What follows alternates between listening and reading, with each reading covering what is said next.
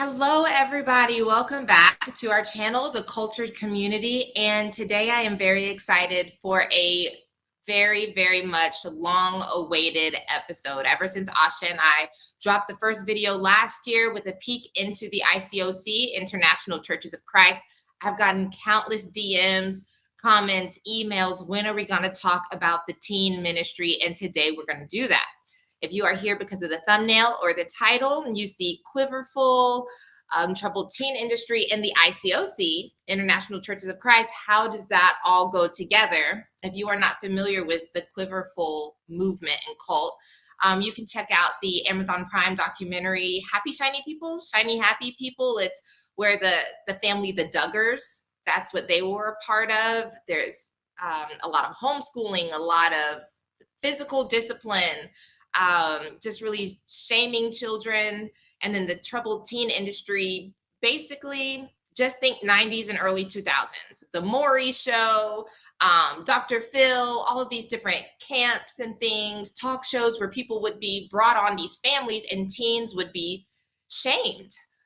They were sent away to different places to try to steer and curb their behaviors and attitude. And Paris Hilton has been kind of a big advocate for that, because the teens are grown now and they are speaking out, they're talking back, they're talking about their experiences. And the ICOC, we're going to take a deeper look into that today. The teens are going to get to speak for themselves. They are all grown up now, and just talk about what it's like when trying to raise a child and the way that they should go goes wrong. So I have three beautiful souls on here that I know personally, and they're here to tell their stories. I'm going to let them introduce themselves. I'm going to bring them on screen now. I'm going to hand it over. I'm going to let them tell you their preferred names and just all the information that they think would be relevant for you to get context of this story. All right, T, can you kick us off with introing yourself? Yes. So my name is T, and I was a part of the ICOC from 2008 to 2022. And yeah, I'm just here to tell my story about being part of the teen ministry at that point. And the reason why I wanted to come on here is because I feel like I have a unique story because my parents were not a part of the movement. So it definitely brings a different aspect to it. Hi, I'm Dion. I was a part of ICOC pretty much my whole life until I was 19. So I was part of Kids Kingdom, Teen Ministry, and a little bit of the campus ministry. So I've seen a lot, experienced a lot, being part of the ICOC. So I'm excited to talk to y'all. It's been a minute, so this will be fun. And my name is Tia. I guess I'm the front runner here. I've been in the ICOC from 1998 to 2021. So I went through the children's ministry, teen ministry, campus ministry, singles ministry, and was married within the ICOC. So I definitely have a lot of views of different ministries in the church as well as different experiences. So I'm excited to be here. All right. So the way this is going to work, everybody, for all the viewers at home, this is going to be a panel discussion. There'll be times where I'm not on the screen at all. I really want the spotlight to be on these beautiful souls and their stories. I'm going to just throw out some questions, some conversation starters, and they're just going to kick it around, and the conversation is going to flow as it may. So what I want to throw out first for you guys is to just ask, let's see, how would you define and describe the teen ministry of the ICOC to someone who's never heard about it?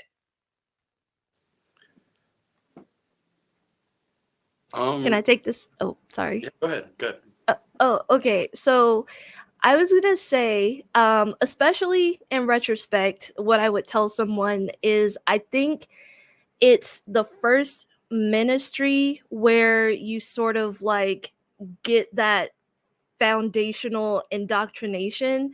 Like a lot of the teachings, at least that I learned, they were very prevalent in like campus and singles, not so much like marrieds, but I know like Nikita's already like talked about the marrieds and how different that is. But from what I've noticed, it's almost like pre-baptism, so it's like where the parents put their kids so that they can start to almost like get in their mind like, hey, this is what your life is going to be. Yeah, honestly, the teen ministry was where you wanted your kids to learn their foundation. I mean, if you were raising them up already from the kids' kingdom, you wanted them to like become a disciple in the teen ministry. You wanted them to study the Bible, get baptized, um, because they wanted to make sure that they indoctrinated us young, so that all we knew was the church. You know, that's our foundation. That's how we were going to live our life in the church. So yeah.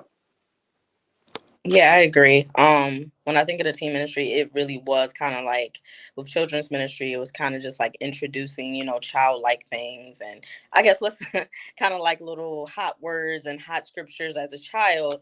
And then once you become a teen and they're grooming you to kind of be, honestly, in realistic terms, they're grooming you to be next leadership.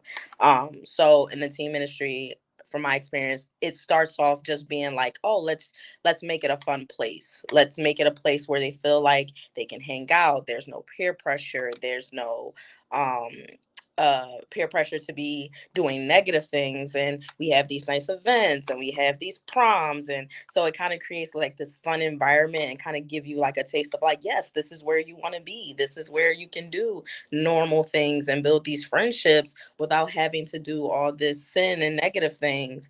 And also, like, we want you to be a leader, so it's time for you to buckle down and start taking serious and start studying the Bible.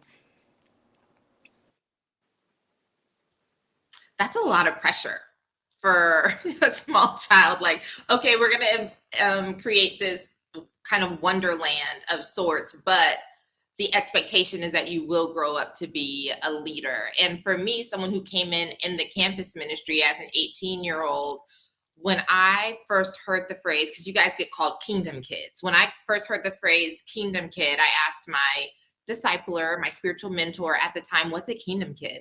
And she said, oh, well, someone who's either born into the church or they came in at a very, very young age, like as a child, because their parents were here. And I remember instantly feeling so jealous. Like, because me coming in as an 18-year-old and getting indoctrinated and feeling like I'm being saved from Yeah. the terrors of the world, in my mind, I'm like, somebody just got to bypass all of that. They just got to be born into utopia.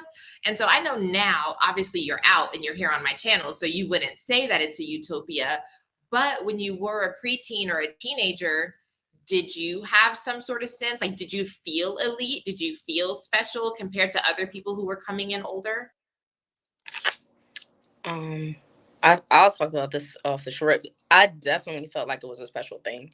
I came in when I was about like 8 years old, and so it was me, my two siblings, and my mother. So by the time I was in the teen ministry, all of them are already disciples, and so I was kind of like the last piece to that puzzle when it came to it. So it was kind of like uh it was kind of like a gold star to be somebody who, like, not only you came in as a child, but also your household's majority disciples. And so it was like, would I say people kind of sometimes held me on a pedestal? I wouldn't say they held me on a pedestal, but it always like, oh my gosh, like that's so amazing, like your household and your mind, da, da, da, da, da, da. But it also kind of created this pressure on me to kind of become a disciple because my entire household at the time was a disciple. So it was kind of like, yes, you need to, da da da da. So it was always kind of like, oh, it's so cool because, like you said, people think like, oh, you were born into this, you've been, sheltered from a lot of different things.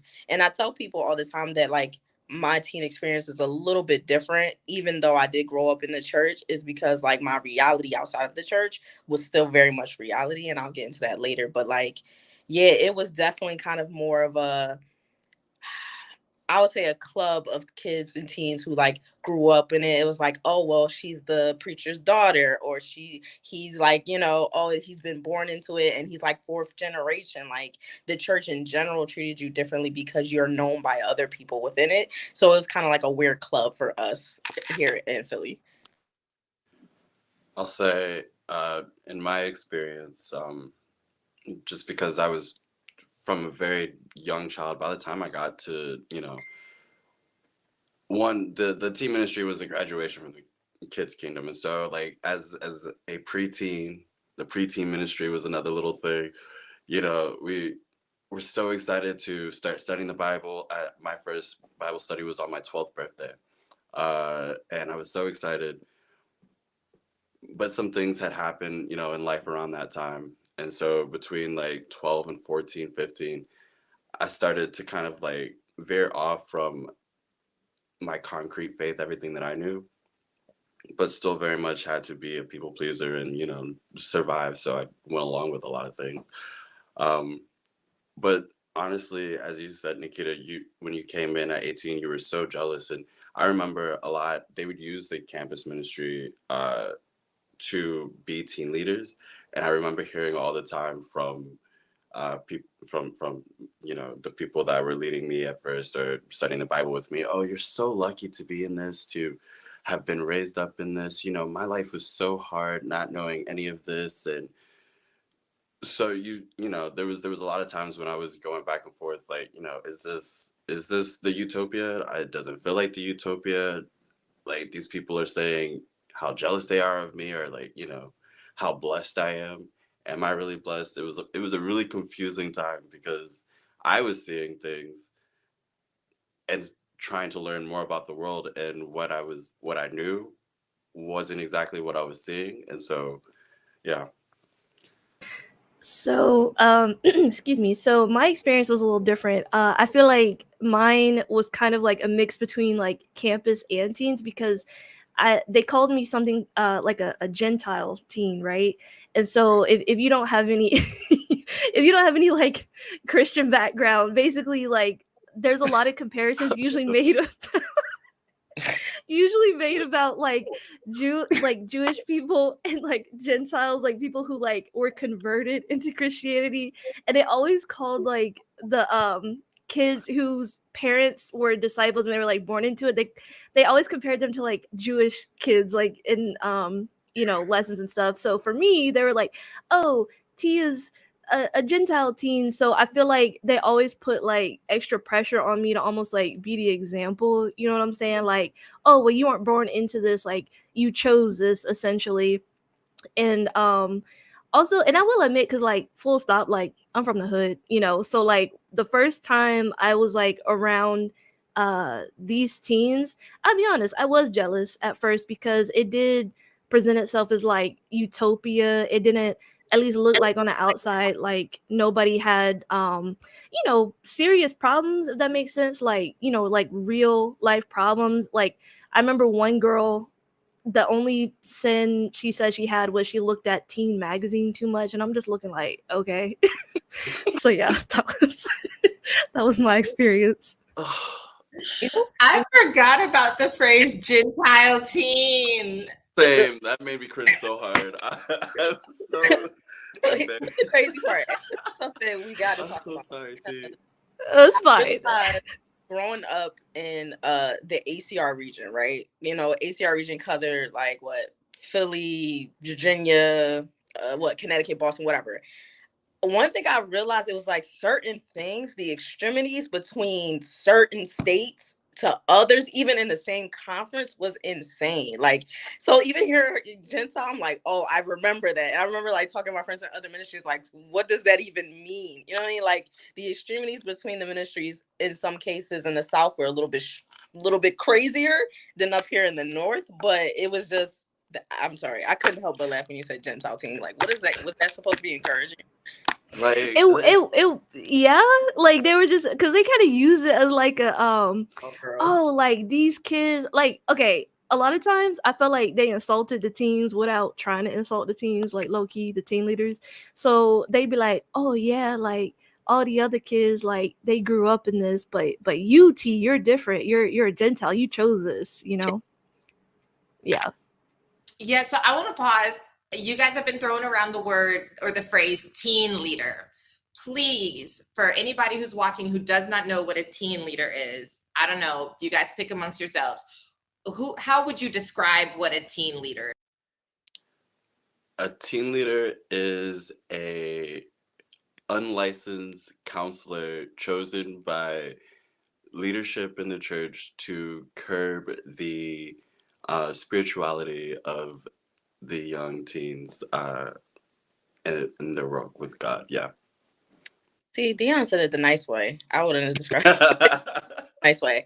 I would say he's very much spot on, right? But also on the outside looking and talking about it, also, it is literally people who are pressured to pick a leadership role in the church because everyone has to be doing something.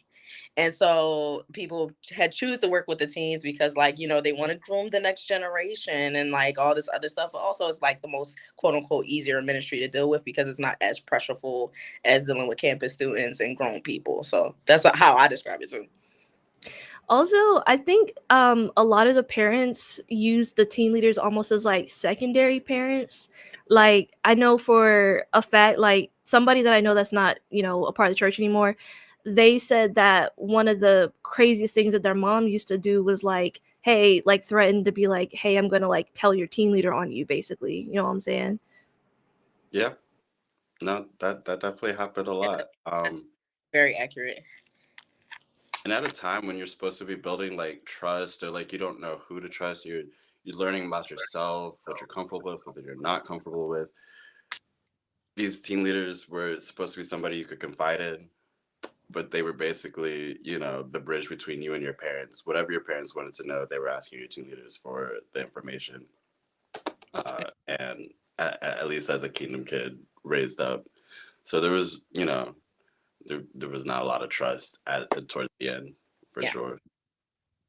So the parents were getting information about their own kids from teen leaders, not the other way around. Like the teen leaders knew more about the kids than the parents. Absolutely. I could study the Bible, like have a you know, have a little study session or Bible study session, and sometimes that would end, and my team leader would go straight down to my parents and start having a private conversation with them, like immediately. That is not odd for enough to like your like, because you got to think about it, right? Because again, the team leaders are like, they're in the team ministry, they're creating this fun environment, like, oh, we're all friends and like, you know, it's cool. And so like if you're studying the Bible with a team leader, obviously if there's something that you say to them that's kind of like off-putting, they're going to tell your parents. Like it's just like it's no way around it. I think that's why I was always so secretive. I'm gonna be honest with you, in my studies I didn't drop off everything. I gave them just enough, just because I knew that they would talk to my mom. But my team leaders are very swift about it. Like I said, they never really made it obvious that they were talking to my parents, but like I knew by certain things I would say and how my mom will react to certain things that she would know certain answers. But yeah, oh yeah, absolutely, girl. There was like your teacher and teacher parent conferences at that point with team leaders and parents. Like they told all your business. And Trust me, right to. By the time I got baptized, I was also not telling everything I had learned from 12 to 14 how this is gonna go. So mine was a little different because like my parents weren't in the church. So I did have a family member though that's still in the church, and so the team leader would try to, I guess, communicate with her like what was going on with me, but at the same time, like this person's only like a couple of years older than me, so they're also like not fully an adult yet, so they're just kind of like, okay, whatever, like do what you gotta do.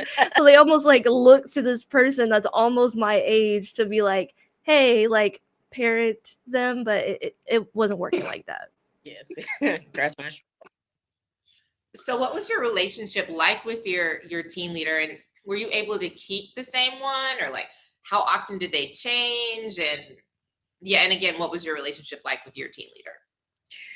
Man, I'll start with this one because my team leader relationship, we had a nice, in Philly, we had a lot of different cycle of team leaders, but I had one consistent person who kind of honestly followed me throughout every ministry because she's the person that reached out to my mom and brought my mom out.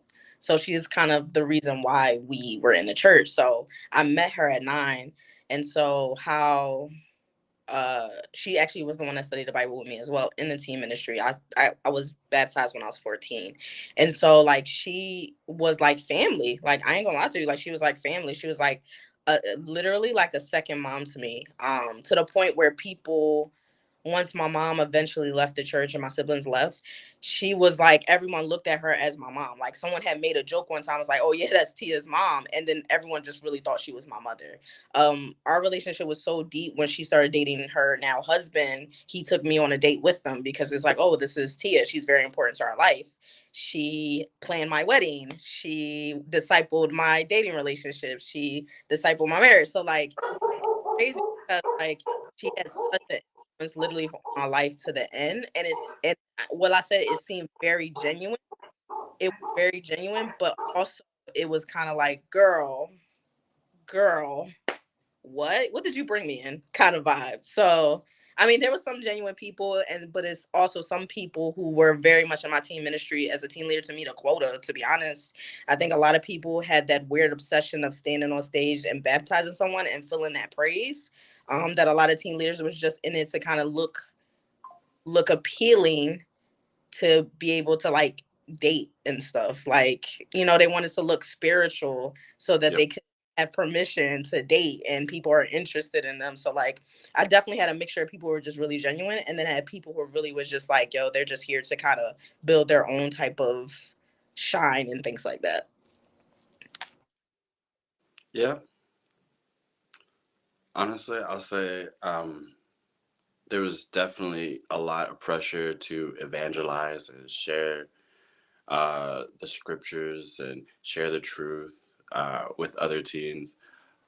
I ended up being homeschooled, so there was not a lot of opportunity for me. And still, I was told, well, if you go to the mall on the weekend, share there. And honestly, that was really hard for me because, like I said, more towards the end, around 14, 15, 16, I was starting to like see some things that I wasn't too excited about. Uh, or that I just honestly I just didn't flat out like it. But and I'm supposed to tell people that they're going to hell, and if they go to church, their church is wrong, and you got to come to my church.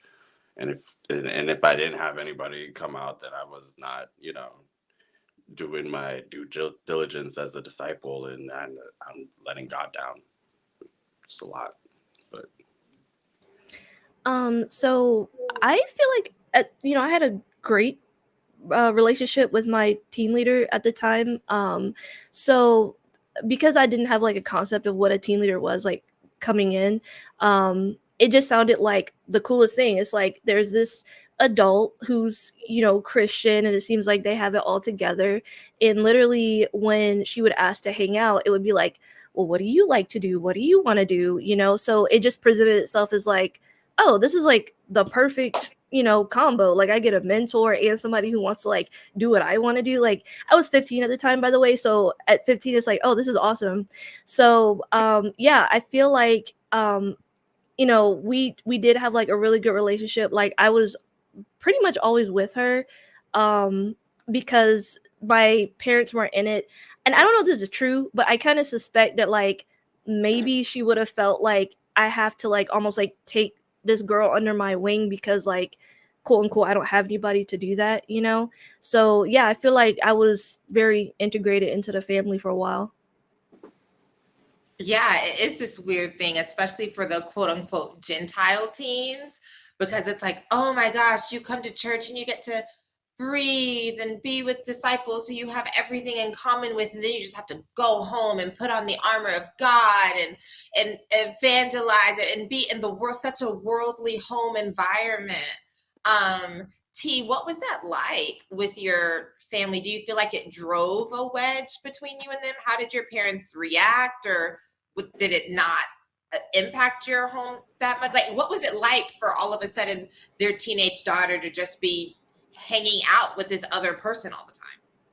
Yeah, so at first, it didn't, I don't think it really affected my parents that much because honestly, like none of us had that experience of like having a kid go through like the whole like religious like ministries and stuff like that. So in their mind, they're like, "Oh, this is great." Like, we're in the hood. Like they're like my child is choosing to go to church and like hang out with people who aren't telling her to do like bad things, right? So from their perspective, it was perfectly fine.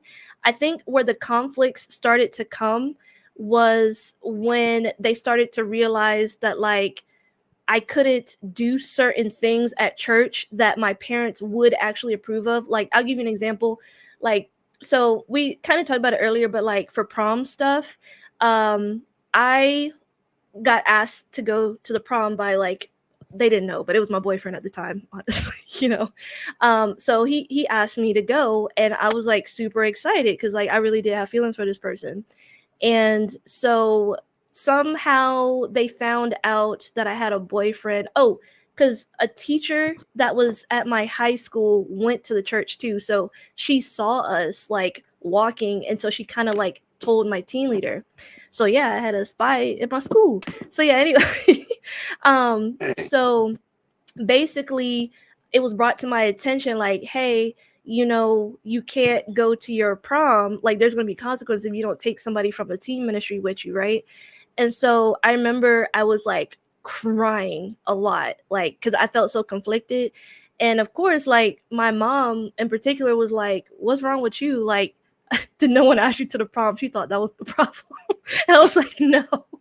I was like, basically, I told her the whole rundown and she asked me for the team leader's number and she called the team leader and was like, hey, what's this about? Because she had no clue that any of this is going on. She had no idea how the church worked on the inside. So she asked the team leader like, hey, like what is this about my daughter crying about she can't go to her prom with somebody who's not a part of church? So the team leader basically explained if she doesn't break it off with this person, she got to get kicked out. And my mom, kudos to her, she was like, oh well, like is my daughter, you're not her mother, like she can do what I say she can do, she's still my child. So I think that's where the conflict started to come up, when it was like church rules versus like what my parents are like, no, you are allowed to do that, that's weird. Yeah. Oof. I feel like that's around like prom time. I feel like that's when it really kind of set in, like that I was doing something different. Like there was like a lot of controlling. I feel like that's when it started, when natural teen things started kind of help. Like you said, like you had a boyfriend, girl. I had a boyfriend. I had 3 or 4 boyfriends throughout high school that I just never told anybody about. But like when it came to prom for me, I was lucky enough that like my mom wasn't in the church. So like I had my boyfriend. She was like, "All right, cool." I mean, also full disclaimer, I'm fully bisexual now, so the closet was glass. So also my mom was just happy that I went to prom with a guy. But like yeah, it was just like when I wanted to go with my boyfriend at the time, I didn't tell them. It was like a big conflict as well. But like I was such a, are we allowed to curse? I'm sorry. I don't want to start cursing. I was such a smart ass that like I would always challenge them on stuff. I'm like, why are you afraid for me to go to the prom with this guy? Do you feel like I'm automatically going to struggle? Do you look at me as I'm a person that's not strong enough to handle that type of, like I used to always be like a smart ass and turn everything around. So I used to wiggle my way out of a lot of things. But I feel like those were the times when I started to look at the church differently when it came time to just do normal things like go to prom. Like a lot of kids in my teen ministry, literally Philly created its own teen prom, so teens didn't feel like they needed to go to their school prom. They kind of created that so it wasn't like, so automatically they would kind of cut out our teens getting asked by other people to go to prom because they're like, oh no, because I'm going to my church's prom and stuff like that. So like I feel like majority of my friends, like they didn't even go to their school proms. They only went to the teen prom. I'm like, I'm not going to this teen prom. Like half of these people I don't even like. So I'm gonna go to my school prom. And I went to like someone else's prom too. And like I wiggled my way, kind of fighting against it with that same thing. in my older age, and that became the foundation of me starting to realize that things are weird, and also starting to manipulate things to kind of avoid certain situations. That's so crazy because the area that we were in Virginia, yeah, we had our own problem as well. And I think mostly because like I didn't have any other like family, like parent wise, like in the church.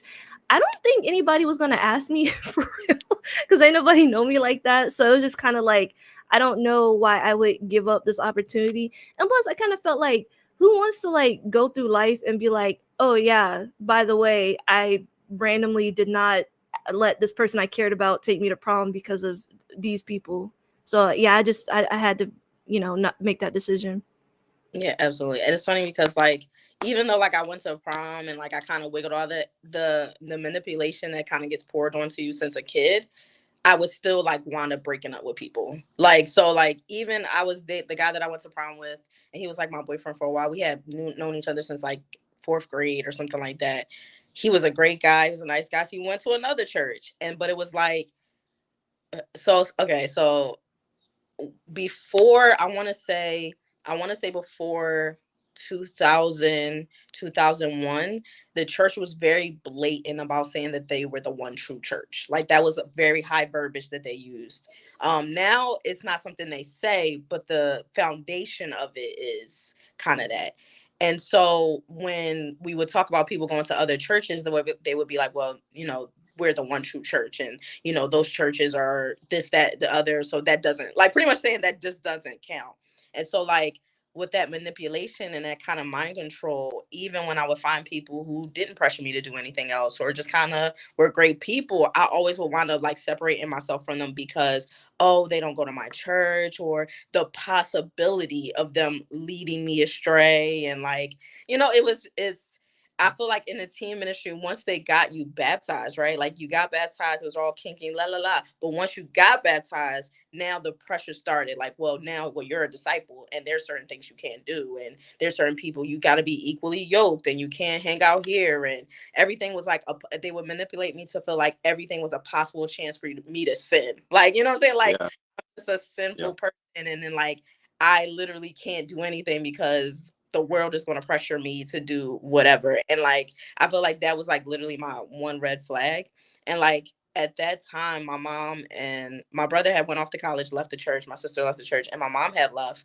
I mean, my mom came and gone like 3 times, but I remember having a conversation with my mom recently. Once I finally left the church, I was like, Mom, why did you pull me out as a teen, when you left? And she told me, she was like, well, my team leader told her, she was like, oh, you got to make it Tia's decision. Like, Tia is old enough. Tia is like, da da da da. And, and I'm going to take care of her, and I'm going to make sure, da da da. So even that manipulation to even like, yes, you're leaving, but let her stay because she wants to stay. Where it's more like, oh, well, if you want to go to hell, that's fine, but let Tia go to heaven kind of vibe. It was, yeah, it was like a lot of, I feel like in the teen ministry, a lot of manipulation and the kind of that mind control started. Can I say back to the prom bit? I didn't want to go to the teen prom that we had with the church. And I was straight up told that I was selfish and that I would be sinful because there could be a sister that, I could encourage with a date. So I had to go. And in my head, I'm like, I'm gay as hell. And this poor girl is going to look back at her prom photos and that she took some gay dude. I was like, I don't really want to do that, but all right. If it'll get you off my back, like, I'll do whatever. Child. So full disclosure, I'm bisexual as well. So it's just like really funny. I'm like, look at all of us. Great. Look at all of us living. Pansexual. Yeah. Yeah. Yes. So I was just like, oh, yeah. Very, very just. And honestly, my date didn't even want to go. She didn't want to go either. And she definitely didn't want to go with me. Yeah. Oh, and I don't know, Nikita, when you want to get to this, but I actually ended up getting kicked out the teen ministry. But I mean, we can get to that later. Let's just go. Let's go there. Let's go All right. there. Well, while we're on it, so again, the prom thing. So well, spoiler alert, yeah, I got kicked out. But basically how it led up to that is yeah, I was in a relationship with somebody, right? And in my mind, I mean, I had no intention of leaving the church at that point. So in my mind, like, okay, they always teach like, oh, well, at least to the girls, I don't know like about the guys, but oh, like people who aren't disciples are like so worldly, and they use that term to mean Hmm. like it's just gonna like be a very bad relationship. It's gonna be like emotionally hard. It's gonna be like even possibly abusive. It's just like when they use the word worldly, you just know it means like the worst possible could probably happen to you if you don't marry or date a disciple, right? So essentially, when I started a relationship with this person, I gave us boundaries because I was like, okay, well, I could have this and still be a part of the church. So, like, we didn't kiss, like, we definitely, and I'm going to censor this because I don't think YouTube doesn't like this word, but like, we didn't have X. And so in my mind, I'm like, okay, like the church should approve of this, right? But I didn't realize how much of a serious offense this was. So, eventually this person did ask me to go to prom, and it was a big deal because like everybody knew like we were a thing. Like, this is my boyfriend, I'm your girlfriend. And so when it came out that I did have a boyfriend, essentially I got a call from my team leader at the time, and she gave me an ultimatum. She said, if you don't break up with this guy, and it was like, I think like Monday at the time, she was like, if you don't break up with this guy by Friday, you can't be in the teen ministry. And so I was like, okay. So I was super stressed out that whole week because, at this point in time, I'm not realizing this was like an unhealthy environment. I'm just thinking, oh, this is just keeping me from, being under bad influences or whatever. So I was with this guy, and then, Friday came, and in my mind, I'm like, I'm not breaking up with this dude. Like, I got feelings for him. So she calls me, and she was excited because I'm pretty sure she thought I was going to be like, oh, yeah, I broke up with him, blah, blah, blah. And she was like, "So, did you break up with him?" And I was like, "No." And she was like, "What?" Like, she was a very expressive person. So I feel like I could see her face on the phone. And so she was like, "What? How could you do this? Like, how could you do this to God?" And in my mind, I'm like, I don't, what do you mean? Like, I'm just dating this guy, right? So she hung up the phone. Like, she was like really upset. Then I say about maybe 5 to 10 minutes later, she called back, and then she was like, "Oh, I'm sorry for being I don't know, I guess extra or emotional or something like that." And then she was like, "I spoke to another leader, and because of your decision, you're out the teen ministry." And then she said, "What that means is like, when you come to church, you're not allowed to sit with us. Like, you have to sit somewhere else." And that was my first time ever feeling like, man, like y'all making me feel really like othered, almost like I'm going to give them my sin disease. You know what I'm saying? Especially since I came in here and I feel like they hyped up my head about, oh, you're the Gentile and, you're the example. So it almost felt like a hard fall from grace. And then I remember that first church service after I'd been told I was kicked out, I went to church and it was weird because I feel like people who I didn't even talk to, it seemed like they knew my business, like what happened. So I came to church and people just kept saying, "Hey, praying for you. Hey, praying for you." And I'm like, and these are like grown ass adults that are like saying this to me. And I'm like, Hmm. okay, because I was 17 at the time. So I'm like, why are these like 40-year-old, 50-year-old people saying, "Hey, praying for you"? Okay. So after that, I decided not to go back to church for a little while. Um, this, I mean, I don't know if I'm talking about it on this call, but I did end up going back in campus. But for this moment, I decided to stop going to church for like a year. Like, I distanced myself. I remember that saga in the teen ministry. I remember us talking about it way back when. Um, it was definitely weird. They said that you weren't allowed to sit with us. I remember that. And I missed you when you were gone. Yeah, like it was crazy. Like it's just wild how like you can be and I mean and I feel like this is the story of the church, right? Like you're such the golden child when it seemed like you following the rules, and then as soon as like you break one of their rules, it's like, all right, you out, you done, we don't know you. So I have a question because while you were telling your story, both Dion and Tia were just nodding, like, yeah, like either you guys had experienced something like that as well, or you were close to other people who had experienced that. So just a question for anybody. Um, Now that you're older and looking back and you can see kind of the way that your life has played out and certain thoughts that you developed and different things like that that you've had to work through, what do you think that kind of experience of being othered or watching people that you're close to be othered and then finding out that like apparently the whole church knows you have a scarlet letter that you didn't even think was that big, like what does that do to a young person? I think you guys, you're already adolescents, there's puberty, there's trying to figure out even how to make a friend and what's going on with my body and what do I want to do to other people's bodies, and does that mean I put Jesus's body on the cross, and then to have this external like almost social trauma happen.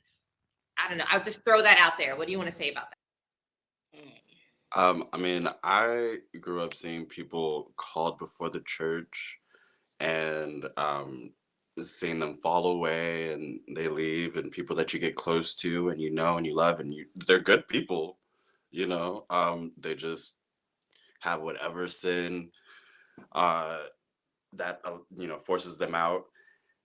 And so, I mean, honestly, that's why I ended up getting baptized, was because I saw what my life would be like living in uh, a, a, a family that had been in the church for so long. How my teens were gonna go. I'd seen teens that were kicked out, or were the troubled teens from Kids Kingdom that fell away as teens, or fell away as as soon as they got to the campus ministry or whatever. And so, I mean, there was a lot of like, as soon as I got baptized, I was trying to plan my escape, trying to plan how I was going to make my moves, how I was going to. I essentially, sadly, had to manipulate a lot of situations to just be myself, live, and not be bothered.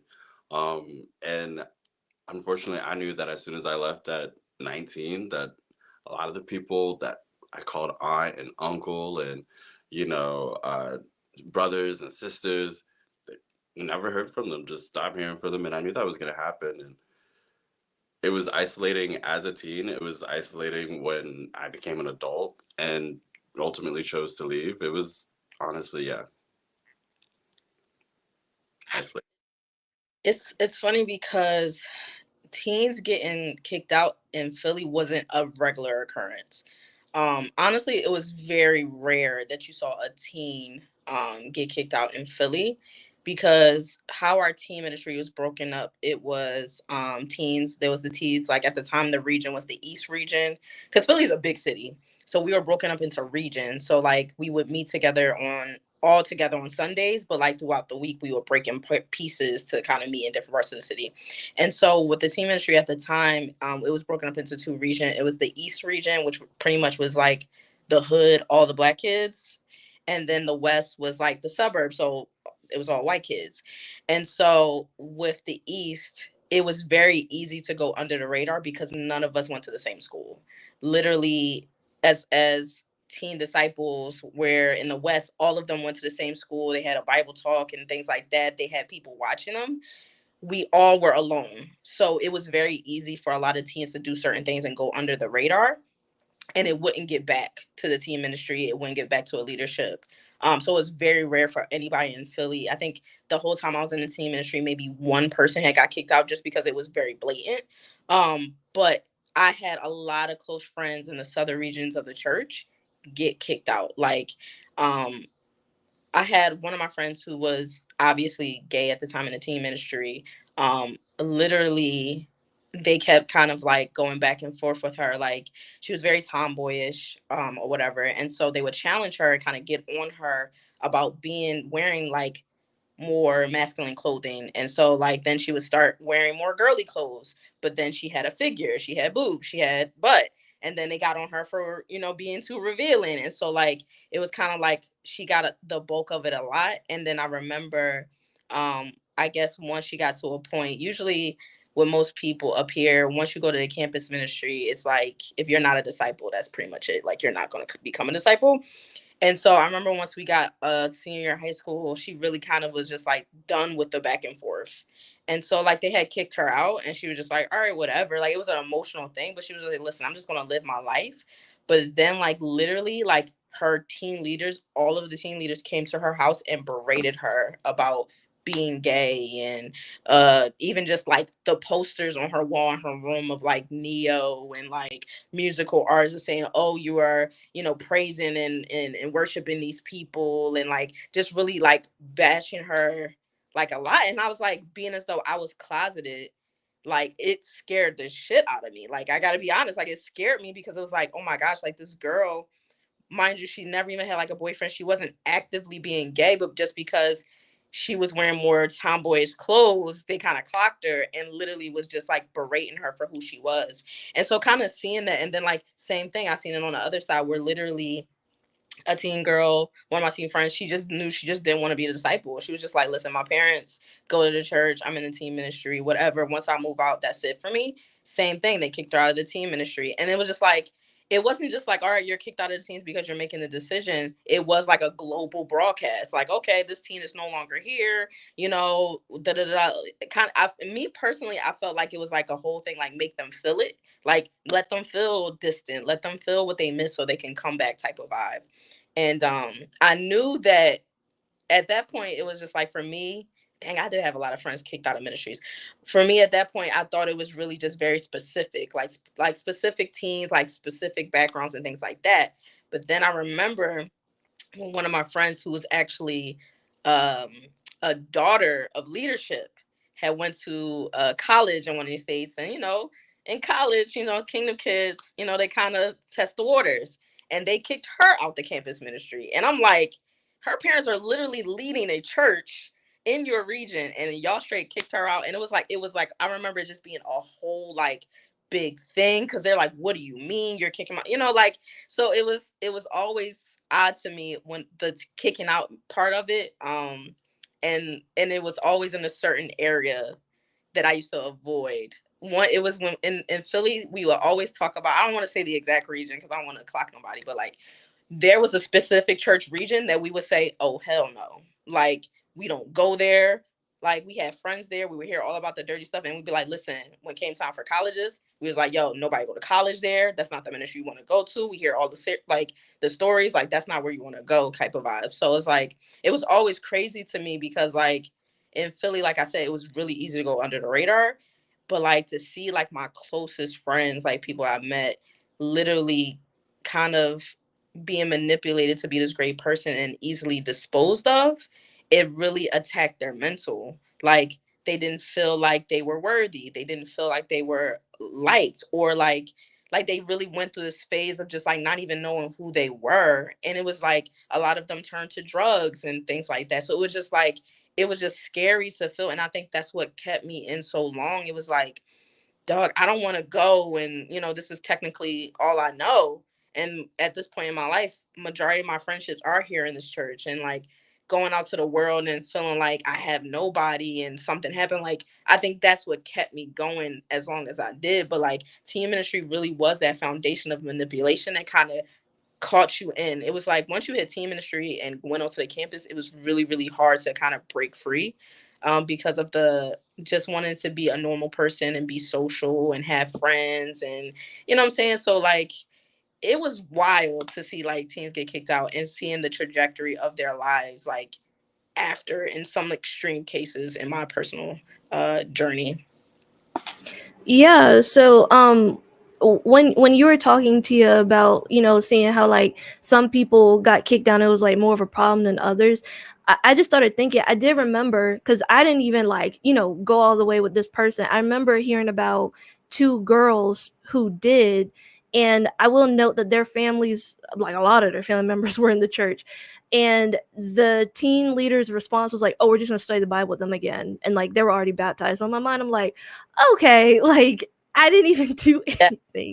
restoration studies. That's what they called them, restoration. Yeah, I had those too at one point, and yeah, that's a whole different animal right there. But but yeah, so I just remember like once I got kicked out, I did feel that sense of like, because it wasn't my choice, so I felt that sense of like, well, what am I supposed to do now? Like, as far as I knew, I wasn't doing anything wrong, right?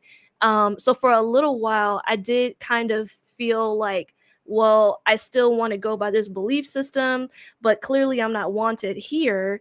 And then at home, since I still had like one family member that was a part of the church, you know, they were trying to kind of be like, hey, you want to come back out again? You want to come back out again? And in my mind, I'm like, bruh, like I got humiliated in front of this entire church. Like, what do you mean? So for a little while, I just kind of stayed with like religious kids because I was going to college right after that. But yeah, so it did feel that sense of like almost like the earth is kind of like ripped from underneath you. And honestly, they really try to make it seem like when you go out into the world, um, that your life is going to be so hard. As we talked about earlier, with like the teen leaders, you know, coming in and being like, "Oh, you're so lucky, you're so blessed to be in this," blah blah blah. They really painted the world, especially for us young impressionable teens at the time, that like we were just gonna get chewed up and spit out. Every day was gonna be so hard, and we'll know like is just gonna be like crossing the desert for Yeah. 40 days, for 40 years. You know what I'm saying? Without God, He's not gonna shine on you, and like you know what I'm saying. So there was honestly still a lot of pressure to maintain and stay in, and even though I knew that I wasn't going to stick with it, I still had my trepidations about when I should leave, when I should go out on my own, because is the world really going to like destroy me and send me to hell? Right. Um, yeah, I wanted to pick that apart a little bit, like the fear mongering that like if you're not with us, good luck. Like it's evil out there. The people out there, they're godless, they're soulless. They have no morals. They don't even know how to love you. How can you love someone if you do not know the love of Jesus? I literally remember hearing that in lessons. Like, how can anyone love you if they don't even know the love of Jesus? Right. And so basically them kicking you out or letting you know if you choose to leave, it's kind of like a death sentence. And then between that fear at such a young age and then watching your peers be berated, be like attacked, be humiliated, and whether it's your peers or whether it's you, like it was with T, or even Dion when you chose to leave, you know, and just all of the talks and knowing when you walk in that it's like you have a big sign, not even on your back, like on your forehead. Everyone just kind of gives you that knowing look that like you're struggling, you're not doing well. Is I don't even know how I want to ask it, but like I know all of you have been out for a little while now. For me, and the stuff I endured a little later, and I'm like, technically, I was a teen when I joined. I was 18, but I was in the campus ministry. For a long time, it's like I had to fight the voices in my head, but they were their voices, you know, or the yeah. fears. Even though I left because I believed that God would have my back, sometimes my blood would run cold, like, oh my God, am I going to hell? So what has that been like for you guys over the years? And then I know all of you have stated your sexuality, like even seeing people being torn apart and condemned for that. What was that like? And then even thinking about the sorry, this is so many questions in one. So just answer whatever you want to answer. But then also the culture of confession, where it's like you have to confess thoughts, you have to confess ideas, you have to confess something that you listened to on the radio, even though you didn't know it was coming on the radio. So just all of that, I guess. Can you speak to any of Mm. So, one thing that immediately popped in my mind, we, at least in the region where I was, we would have like purity devos sometimes. Like the one that we had together, like in mixed company, like girls and boys, it was one particular about like media purity. Like I'm telling you, in the teens, they were very, oh yes, devotional. Devo means devotional. Which is basically like when the ministry gets together and you have like a lesson or like a planned activity or something.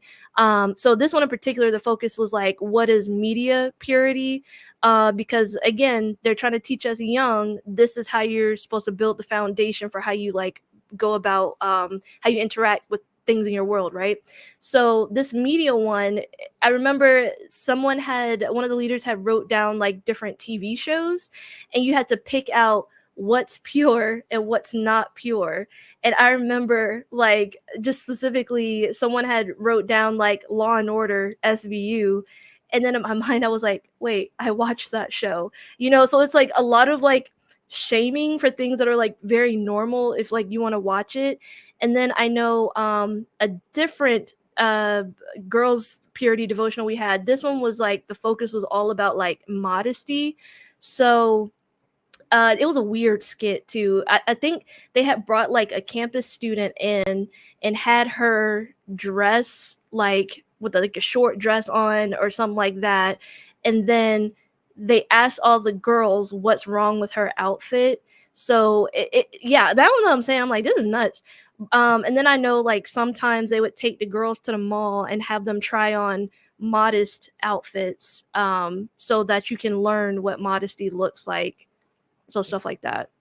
Oh Lord, I hated those. I feel like I had more. I grew up going to the church. Also had a camp in the ACR, so I grew up going to that camp, and so a lot of times our purity talks would happen during those weeks of camp in the summer. Occasionally, we would have them like outside of that, like you said with the modesty talk. It was really for us. It was really just about clothes, like modesty and things like that. We never really kind of gone into like media and stuff, but when we used to have the purity talks at the camp, that's when they would kind of go more into like the media and things like that. And it's so funny because with modesty culture, it was all about just, oh, you just don't want to make anyone struggle. Like, and I remember, no lie, I remember we had a purity a purity talk at the camp. And so usually they would have maybe like a male would come and speak about certain things, certain experiences or whatever, and how he looks at modesty on the other side. And it was like a girl that would go to the other side. This man said that elbows made him struggle. And I was like, it is 95 degrees here at this campsite. We're all wearing short sleeve shirt. What are we supposed to cover our elbows? Like it was kind of nuts because it was like, for me, that's when purity culture just really became like, what the hell is this? Because like, wait, this was a grown man? this was no, it was a teenage boy. He probably been 18. I mean, it's right? still 18. It's still weird. Still, I mean, I don't want to shame anybody, but never mind. I'm gonna be quiet. I got their kinks. Got it. But what am I supposed to do in the summertime about you struggling with elbows? Like, Yeah. wear long sleeve shirts because this brother struggles with elbows. So like it was the purity culture, and it's so funny because I think purity culture just got bashed in my head so much. I catch myself now even like, oh, like, I'm very shapely. So like on the bottom. So like I still catch myself buying shirts maybe a little size higher to cover my butt and stuff just because I've been like programmed to like cover my curves and stuff like that. And it's funny because my fiance, she has to always tell me like, girl, show that butt. Like, what are you hiding it for? Like, but like even just like that purity culture, because they used to literally get beat on your head. And that was something that they had no problem pulling you to the side and be like, listen, sis, that shirt, that jacket, or you need to be wearing something on top. I mean, I guess we got lucky in the teen ministry because it was a fad to wear multiple shirts. But for us, it wasn't, I'm wearing multiple shirts because it's a fad. I'm wearing multiple shirts because I don't want anything to show type of vibe. So it's, but the extremes that people, I think even some people, because if you didn't have like a disciple family, some teens, they would come to your house and like take your stuff.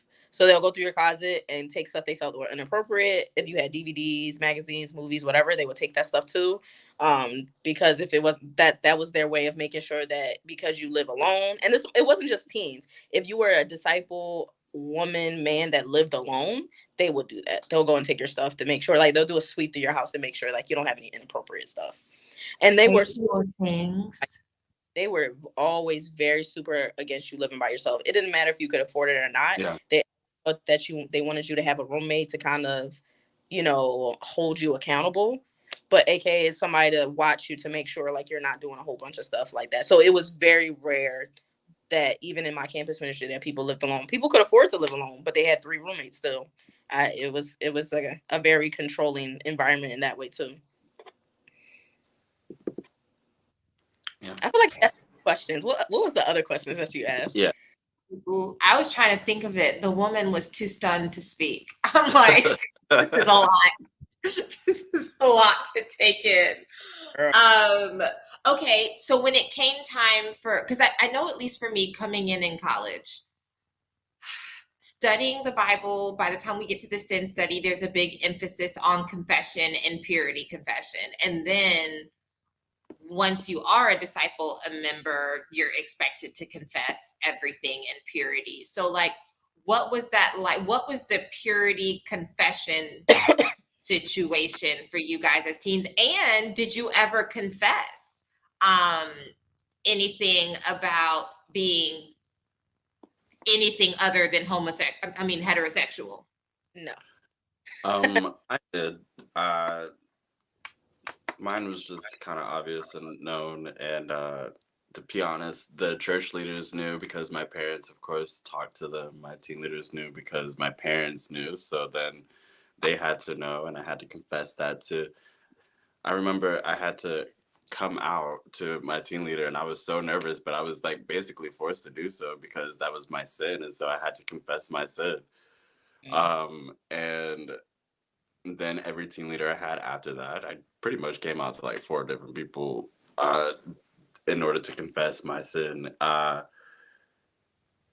And it just was, and to be honest, I really only did so to become a disciple because there was so much pressure from my parents from the time I was 2 to be a disciple. So I confessed what I had to, what was known, what, the deep, dark secrets, whatever, just so that I could, have this membership. And then I tried my best to kind of keep things under wraps from then on. But there was always a lot of guilt if I didn't confess, because it was always like, well, are you confessing? Are you confessing? Or, even beyond purity, little things would be like, oh, well, you were disrespectful to me. Did you confess that to your team leader? I'm like, well, you're my brother and sister in Christ parent. Like, I gotta confess to this too. Like, so that makes me like, while you were talking about that, just the constant having to like come out and everybody knowing and having to confess it all the time and talk about it all the time. Like while you were talking about it, I actually got really teary-eyed because I think at that age, at least for me and a lot of peers that I had, even just having a crush, it can feel embarrassing to have to talk about. Even if it is someone who is of like the opposite gender. It's just very exposing. It's very embarrassing. It's very humiliating. And then to add the stigma of like, yeah, okay, so I'm gay. And having to say that over and over. I know you said you did it because, and we all kind of get broken to this point, right? Like I remember confessing things that I felt were completely humiliating, but it's almost this like, well, I'd rather be embarrassed now than burn for 5 zillion years. But apart from that, that couldn't have been easy for you. Or how, I don't want to put words in your mouth, but how was that for you, having to just constantly go through that? I remember I got to a point where I was just like, almost like defiantly willing to be open about it, where like I was just like, well, you know what, I'm gay, which I wasn't allowed to say. I struggled with homosexuality was the term. But I got to a point where I just had to be like, all right, whatever, that's my struggle, y'all know. Huh? Because come out so much, and being pressured to confess, um, it definitely never got easy. Especially because I'm supposed to constantly, I mean, at the time, especially because sexuality is so, it's just a rough topic, and to stack that on top of puberty, and then to stack that on top of the shame I'm supposed to feel about it, the shame I'm supposed to feel about myself, um, in order to want to change and repent and grow in my relationship with Christ. Uh, all of it was some like it was really hard mentally. I remember a lot of it. I was really depressed in my teens. Mainly for that, I wished I was different. So much so because I was supposed to be this like church leader, and I just wasn't feeling it. And every day, my parents were looking at me like, "Oh, you're gonna lead churches one day," and I'm just like, "Okay." Like I don't know what I'm supposed to do with that, but if you say so. Uh, Yeah. so there was a lot of shame against going against my destiny, and like it was, yeah. I feel like in the teens, at least from my experience, because I did like the regular Bible studies, right? I didn't do what's called like character studies because again, they told me I was a Gentile, I was special, you know. So I did the regular studies, and so once we got to sin, that was definitely like embarrassing and humiliating. Only because you're a kid, like you're a teenager, and so you're still discovering like yourself, like what you like, what you're attracted to, things like that. So I remember I actually lied in my first sin study, and so then my second study was about lying. So yeah, because I didn't necessarily want to tell everything, every little thought or feeling I had, but eventually, I got there. um but I feel like in the teens, it seems like it wasn't as much of like I feel like confession culture, at least like campus was, where campus it felt more like almost like every D time or disciple time where you confess, like you just have to say whatever you think you did wrong. But it seems like more in the teens, like all they really cared about was like who you dating, who are you attracted to, who do you like? Because it almost felt like, um, oh, well, I have a crush on this person. I remember I said at one time, and I learned very quickly because I pick up on people's behavior pretty quick. They were like, "Oh, what do you like about them? What do you think?" Da da da. So it's just like you get grilled for even saying like, "Oh, I think I like this person." So I kind of took it as like, "Oh, that's a big deal here. So if you like somebody, keep it to yourself or don't acknowledge it." That's how I felt. Yeah. Also, Oh god. I was gonna add also a part of the purity culture and everything, and they. I don't know if you felt this way too, but I felt like they were trying to curb my sexuality and groom us to date each other, um, which was always awkward. And they tried to do it again in campus ministry. Uh, So what's funny about that, and it's fine. I mean, I'll just say this. I did have a crush on you and T. Oh, look at that. But I didn't know, that you weren't attracted to women. And no one would tell me why I couldn't. So, okay, I think that people who knew tried to tell me without telling me. mm, And I don't like when people just kind of like, BS me. So I was trying to like get like, what are you trying to say? Because I'd be like, oh, yeah, I like him. And then they'd be like, well, you can't. And I'm like, what do you mean? Like, you can't just say that. What does that mean? But now I get it, and yeah, so I definitely knew that that was the the plan, but at the same time I didn't know that you weren't attracted to women, or else I wouldn't have been so vocal about it.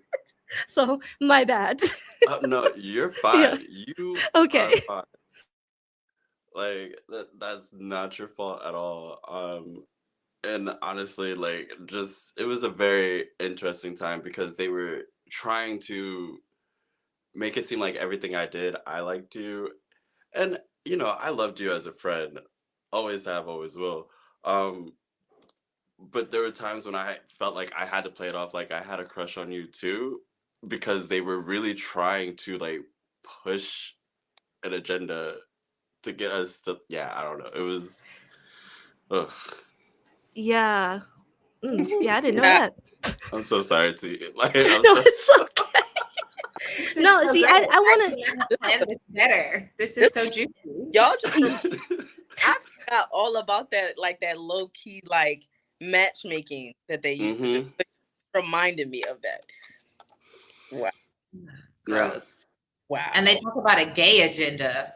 Ooh, child. Right. Right. We had the straightest agenda possible. It was crazy. Leave the kids alone. Leave the kids alone. Yeah. Wow. It's funny because like when we were talking about like the sin study and stuff, I confess, I obviously again, I knew I was gay since I was like 5. And I didn't even realize, and I tell people this all the time because I have to talk about this story because I didn't come out of the closet officially until I was in my 30s. And so I knew that I liked women since I was 5, and it wasn't until like middle school that I knew that I had an attraction to both. But again, I was a stream tomboy, so like, I played basketball, I played volleyball, I played softball, like, so I was very tomboyish. Again, now going being here now and looking back again, the closet was glass. But when it came to like, I mean, obviously in high school I had crushes on girls and guys, but like when it came to like the sin study and confessing, I denied. Like I never confessed having an attraction to women at all. And it's funny because now I feel like when I think about it, they were probably trying to get me to confess that. But I never did. So like when it came to the sin study, even at the time, because I got baptized when I was 14, so I started studying around 12 and 13. I didn't necessarily know officially for real. Like I didn't really know yeah, like this is what it is. So technically I didn't lie during my sin study. But even after the sin study and we would have these D times and it would be confession, I kind of had my top 5 things I would confess that would get them to like feel like I'm talking, but it wasn't given everything. So like, yes, I disrespected my mom. I had sexual thoughts. So, I had a crush on this guy, like little stuff like that to kind of keep them going. But like, it was so hard once I really, really knew that I had an attraction to women to feel like comfortable coming out. Like, because it was like literally beating down our throat. Like that was a sin. And like, it was a problem. I was going to go to hell. And it was just like, so when I say I was afraid, I was very, very much afraid of coming out because I knew coming out, it would be like a whole thing. So I avoided it like the plague. But again, it's like, it's funny looking back now. And when I came out, because I literally came out, I'm 36 now. I came out at 31. I came out first to my then husband, told him that I was bisexual, and I came out to my mom further after that. At the time, we were still in the church, I believe, whatever, but I confessed that to him because it was just on my heart to confess that to him. And at the time I really wasn't trying to date women. It was just more of like I felt like I wanted to finally say it. But looking back now, when I came out to everybody was like, "Oh, I know. Yeah, girl. Yeah, I knew." And I'm talking about people from that knew me since teen ministry, campus ministry, watch me. I had people with the audacity to say, like, "Yeah, girl, when you married that man," I was like, and I was like, damn. I was like, God damn. You know, see, Wait, let me interject. Listen, So me and Tia, because the way the cult works is right. you just run the same circles. So we were not in the same state. We were nothing, but we had been at a couple of the same conferences together. Tia and I have been slowly building our friendship over social media over the last couple of years. And I think our sons are the same age. And I know, she got divorced and then now I'm getting a divorce. And so we just kind of like touch base. You doing all right? You doing all right? I see you. I'm loving it. I see you. I'm loving it. And it's so funny because I've never said this. I was going to find a way to tell you. But for us to have such a distant relationship and I only see her from afar, I will say when I saw like you dating and you married come across my Facebook page, I was like, okay, all right. And people dress different and people look different, and that's okay. I love that for her if she loves that. But then when you got divorced and when you cut all your hair, and then when I start seeing TikToks of you and your boo, it's like, I knew it. I knew it. And I love that. And you look so happy, and you look freer in these things than you did in your wedding photos. Oh, yes. Oh, absolutely. I am very, and that's the thing. When I first came out and people would tell me, I know, I used to be so hurt by that because I was like, damn, what the fuck I was in the closet for then? Like, it's kind of like, so it was like, shit, if everybody knew, why you ain't tell me? Like, you know what I'm saying? I was like, maybe I don't know what I know. Maybe I'm not seeing, maybe I'm looking with a worldly view. Now, girl, listen, yeah, I was gay. But it is funny because, like, even with my mom, like, I asked my mom and she was like, yeah, I always knew you were gay. And I was like, girl, why did we have a conversation? And the thing about it is, and me and my mom have a close relationship now. Like, we have an understanding. My mom is not in this church, but she does go to another church, and so she's still religious. And in some sense, I wouldn't say I'm religious, I'm spiritual, but like I'm not on that type tip anymore. But we have an understanding. For her, she didn't want to address it. At first she would always say, it's like, oh, well, it's your choice. I wanted you, if it was something that you wanted to talk about, then I was open to converse about it. And then I used to challenge her because I'm like, well, mom, you didn't converse it with me when you told me that we were going to this church, that I was joining this ministry, that I needed to study the Bible, that I needed to change my lifestyle. And so we used to get into a lot of arguments in the beginning because my mom couldn't face the fact that she didn't want to admit that she saw it, but she just didn't want me to be gay. So she just never said anything. So now we have an understanding. Like, my mom knows, she's like, listen, I didn't necessarily want this life for you, but I love you. I support you. Like, she loves my fiance. Me and my fiance are getting married in 27. My mom will be giving me away. Like, so it's like we have a really great understanding, but it was a struggle.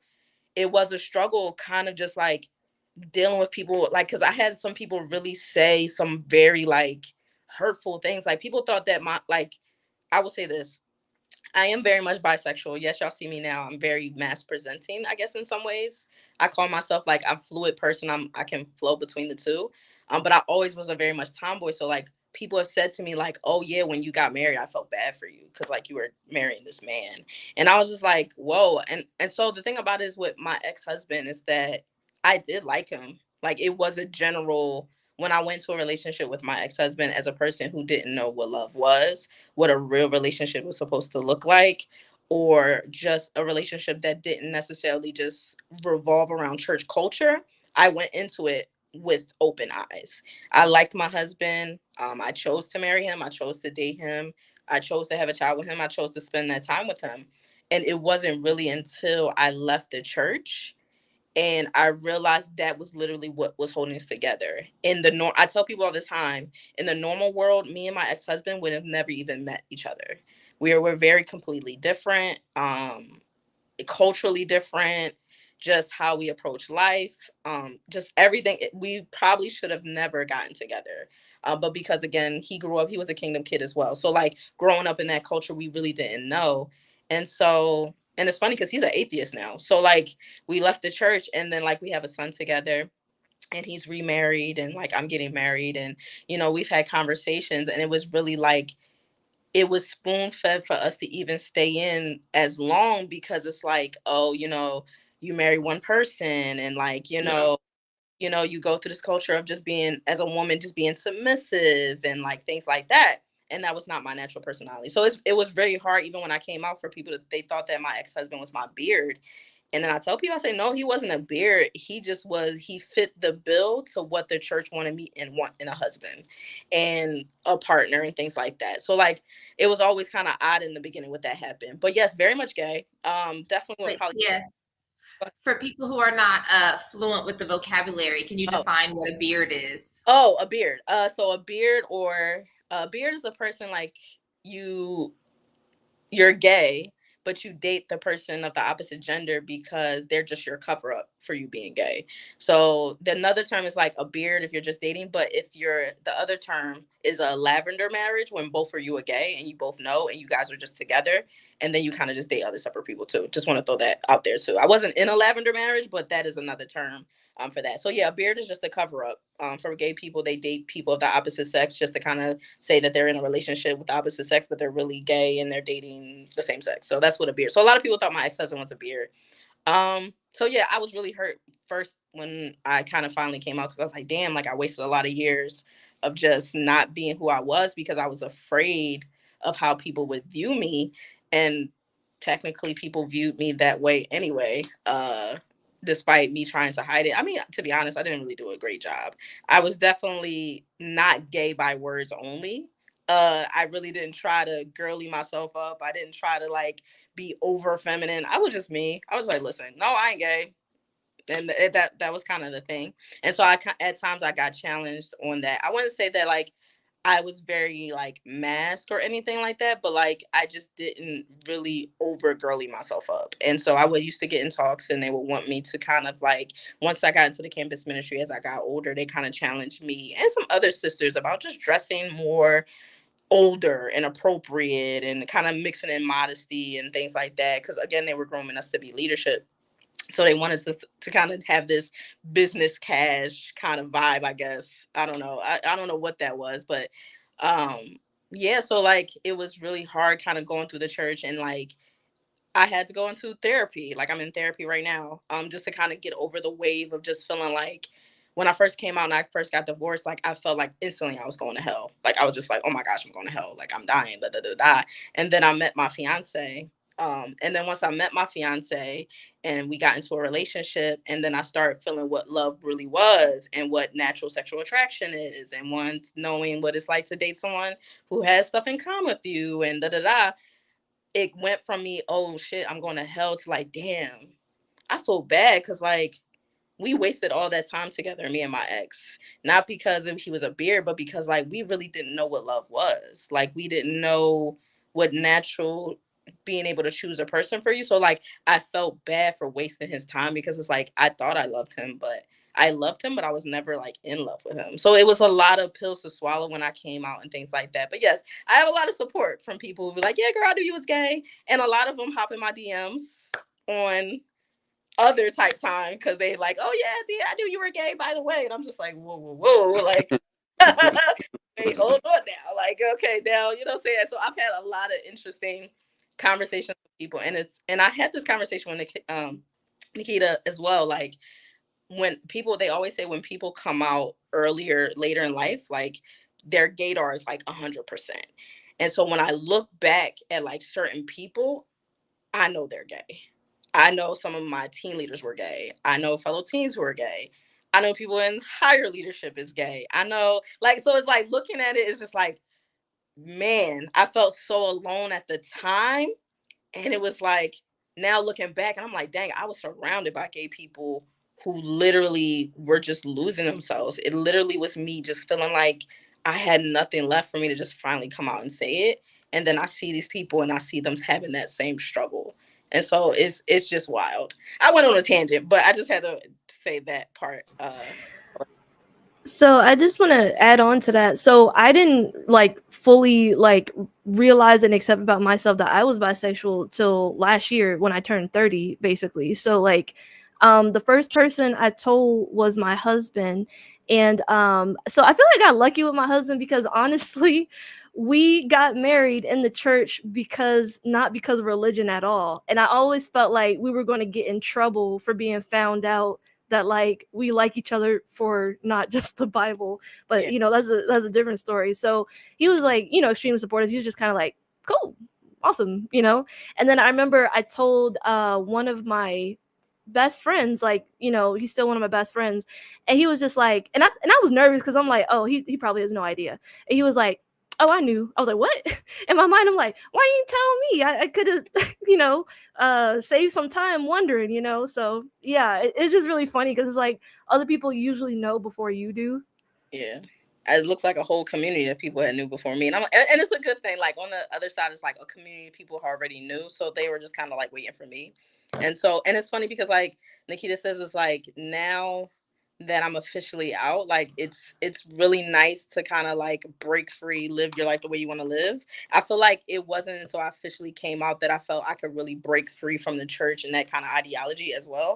But yeah, it's just it's very interesting. I just wish I would have saved myself some time, because I listen, being 16 and been able to like, even gayness aside, like just having those natural being abilities just to be able to date and be able to hang out, and what I'm saying, kind of explore those type of things, lose your virginity. Like I didn't lose my virginity until I was married, and like kind of just going into those kind of things. Like I always, at being 36 now and like being around other 30-year-olds, they have stories for days about just everything. Just, yeah, I remember I had a drunk night, and oh, like just everything. And I sit back and I'm just like, well, like I had like a boyfriend for secret, and like it's just like, so there's a lot of times where like I it's hard to feel kind of normal in certain situations. And it's funny because some people look at me, they're like, oh my gosh, Tia, that's great. Like, you never had an STD, and you've never, I'm saying, you never been a victim of anything. And it's like, it's great, but also it's just like, damn, I wish I could have had some fun. Wish I could have, had balled out and had drunk nights and things like that as well. And I always say too, when people will say things like, it's so great you avoided this, you avoided that, I'm like, but it's just different when you feel like it wasn't your choice. Right. Like there are some people, because who's to say that any of us, would have looked around and said, nah, that's not for me. Right. I like to do this. Yeah. I joined a club at school, and all we did was play The Sims every weekend, like, but it would have been your choice. And that just makes it, that for me, that just makes all the difference. Or it's like, I don't know what I would have done. I don't know, would I have tried it once and then loved it? Would I have tried it once and then been like, nah, never again? Like, we just don't know when you can't go back and rewrite it. But I wanted to ask you, Dion, because, you said you've known forever that you were gay. So what is it like for you now? Because you left, I feel like you were one of the earlier ones to just leave and be like, peace out. I can't even remember how we got reconnected on social. I don't remember if I found you, if you found, I don't remember what happened, but I was so happy to reconnect because I was like, oh my God, I've been missing you. I've been thinking about you all these years, wondering how you're doing. So for you to leave, and then over the last few years, it feels like since like 2020, 2021, everybody's leaving, everybody's divorcing, everybody's gay. Like, is that vindicating for you at all? Um, Honestly, yeah. Only because, like, I feel like one of the biggest enemies of the ICOC is you being yourself. And so when I left at, 19, I was almost 20. I was just like, I just got to go and be me. Um, and, of course, I got, some flack from the people that were in the church, and I was kicked out by my parents. So, like, that was a whole thing. And I was just like, well, there's some cool people that I love dearly. We'll see what happens in a few years, but really having to like, I had to do all of that hard work, by myself. As I mean, 19 is still a teenager as well. 20 is barely an adult. Um, so I had to go through like, rediscovering who I was. And I'm really grateful that I got to do it early, but it's definitely vindicating because I mean, my parents left ICOC, I want to say about 10 years ago, and they joined a different cult. And, because the mindset that was instilled to them by ICOC, pushed them into another, the hands of another devil. And so, but even they are now starting, they're starting to leave or, make the decisions for themselves how they want to practice their religion. And it's just is cool to see that a lot of my friends, people that I love dearly, are starting to wake up to a lot of the manipulation, a lot of like, because I mean, one thing, the ICOC, they love to just crush your spirit about who you were, break you down so they can build you up in Christ. And but there were so many great people that you meet from jump. I mean, if you were sharing, if you were sharing the word or sharing the gospel, a lot of times you would meet some really dope people that you would invite to church, and then you would watch the same thing happen to them. Where, I mean, even when I was studying the Bible with people, I would watch them like kind of get destroyed and conform, and you know and it's just so nice to see so many people like finally being free in themselves to be who they want to be and who they actually are. It's beautiful. Yeah. Honestly, more than So, video, I'm just really excited and happy for everybody. thank you. Real quick, T, Go sorry. ahead. And I don't know, my internet cut out for a second, so I don't know if you addressed this, but someone in the chat asked, do you feel comfortable sharing which cult they went to after the ICOC, or would you like to keep that private? I'm gonna keep that private just because they're still dealing with their things there. So I don't want to blow up what they got going on, or Yeah, we respect that. So, all right, sorry, T. That's fine. So I was just gonna say on that same note, Dion, about how like being yourself is basically like the enemy of ICOC. Something in the teens that I used to get discipled on a lot was actually being too friendly towards boys. And I actually like and you knew me, like I never did it because I was just like this harlot that's just like flirting no. with all the boys, right? So because genuinely, like I just see people for who they are, so I'm like, if you're cool, like I just want to talk to you. So I got discipled by my teen leader for saying, hey, too many boys have a crush on you, you're way too friendly, you have to like tone it down, like don't be as friendly. And then another thing I was thinking about, just like watching, like, people you bring out kind of get broken down the same way. There was this girl, she was so dope, like she was super cool. And so again, I'm not, hip to the game yet. You know what I'm saying? Like what you do with people that you bring out. So I told my team leader, I was like, oh, I made a friend. Because at the time I used to be very shy. So I was just excited that like I made a friend. And so she was like, okay, but the reason why you make friends in the world is to get them to study the Bible, right? So that's what's important. Like she blatantly said that. So that was like when I first started learning at like 15, people who aren't in the church aren't really your friends per se. Like your main goal should be to convert them. Yeah, that is your main goal, is to convert. So speaking of teen conversion, I wanted to talk about one of the big pushes for helping like seal the deal with teens. And that is, and Tia, you referenced it earlier, teen camp, because we were all part of the ACR. So again, I'm going to kick it to you guys. If someone asked you, what is teen camp? How would you define it? I would say teen camp, because they did it by weeks. It was a week-long camp where literally everything is circled around kind of spiritually building a foundation of your child. So, and it's funny because like with the camp, it wasn't just already disciples, and it also just wasn't people whose families in the church. I met people who were just like cousins of people and like friends, and they would come and they have no affiliation with the church at all.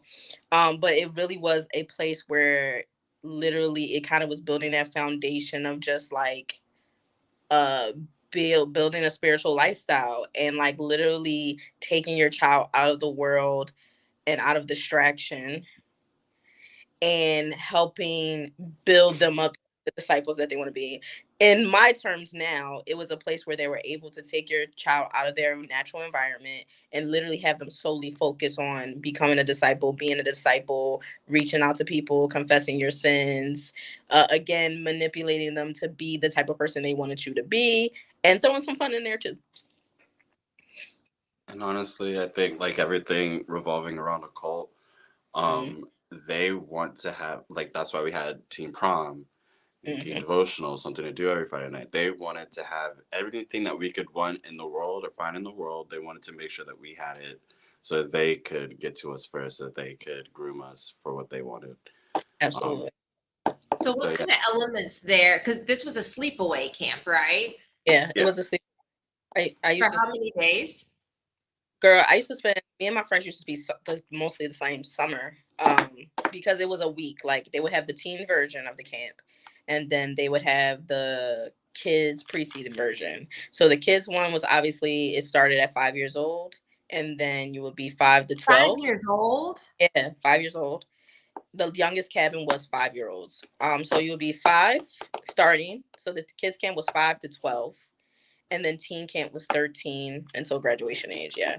So yeah, the So youngest cabin would be 5 year olds. Me and my friends, I went both as a camper. I used to do 2 weeks as a camper.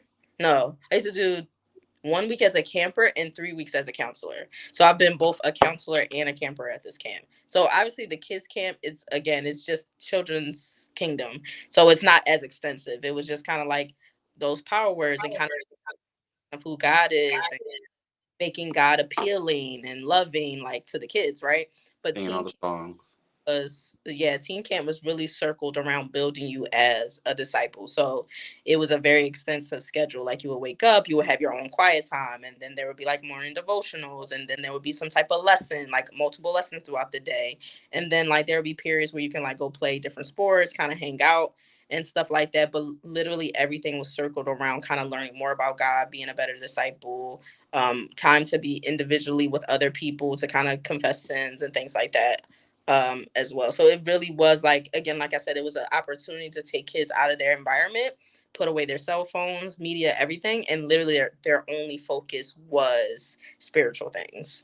And a lot of people became disciples from that, because you take a week of just being separated from reality and being in this world of where they're creating your new reality, and you see people be disciples, and you see people like, it was very easy to like kind of fall in, because you're like, yes, I'm surrounded by people just like me, and it's fun, and like, oh, I can be a normal person. It's still normal to kind of have these things, because look at all these people who kind of do the same things, and yada yada yada. So it was like a good way to kind of really make disciples. A lot of kids from camp, either they got baptized at camp or they got baptized when they got home. Like it Yeah. was, yeah, it was real intense. It was fun. I mean, like I said, I was a counselor a lot, and it was very just, they didn't really necessarily put too much on us as counselors to kind of like build that way, but like I was always like a junior counselor, but like our lead counselor was definitely like a person would like pull each camper to the side and have like an individual devotion with them, or like,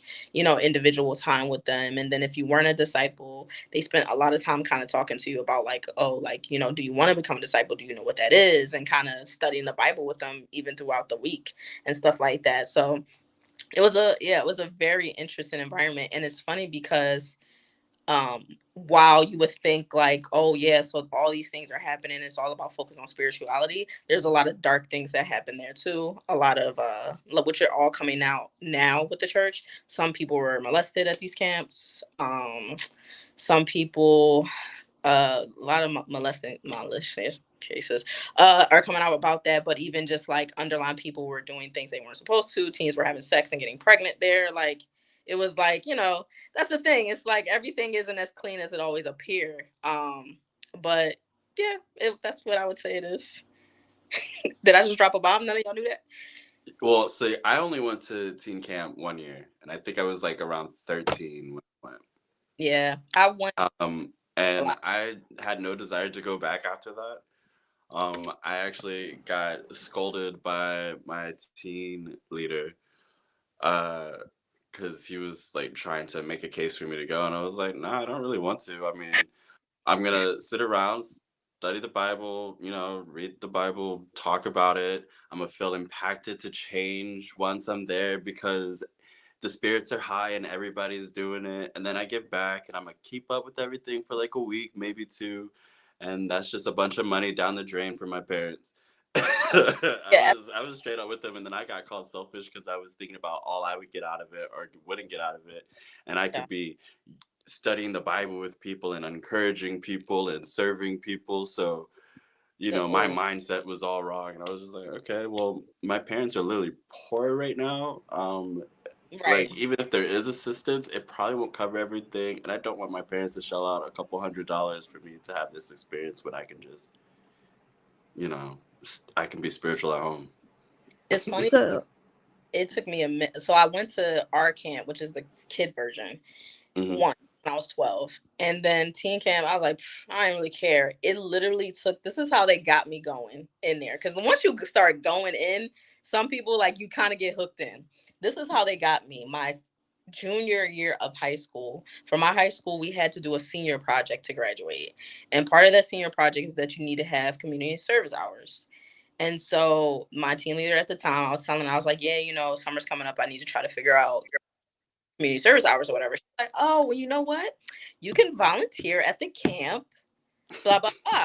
And I was like, what, to be a counselor? And I was like, oh, okay. Like I liked working with kids, but I didn't want to spend my summer doing that. But I was like, all right, fine. Like, okay, I'll do that because I need these hours. She's like, yeah, but because you're still teen camper age, you have to be a camper first, and then you can be a counselor. So that's how they got me reeled in. They were like, okay, so you have to do this first. And so since then, it was like I went that 1 week, and I was like, oh, okay, it's cool. And then all my friends would literally go every summer. So like if I didn't go, then like I would not see my friends for the entire summer. And then like I had friends in other states, like in Virginia and Maryland and stuff like that too. So like it became like, all right, well, this is the only opportunity I'm gonna see these friends. So like, yeah, I'm a volunteer. It ain't nothing. It's a week, whatever. I'm already a disciple. They ain't gonna pressure me too much. So it's kind of like, so that was literally how it started. But I avoided it like a plague for so long. Even they paid for my camp every time.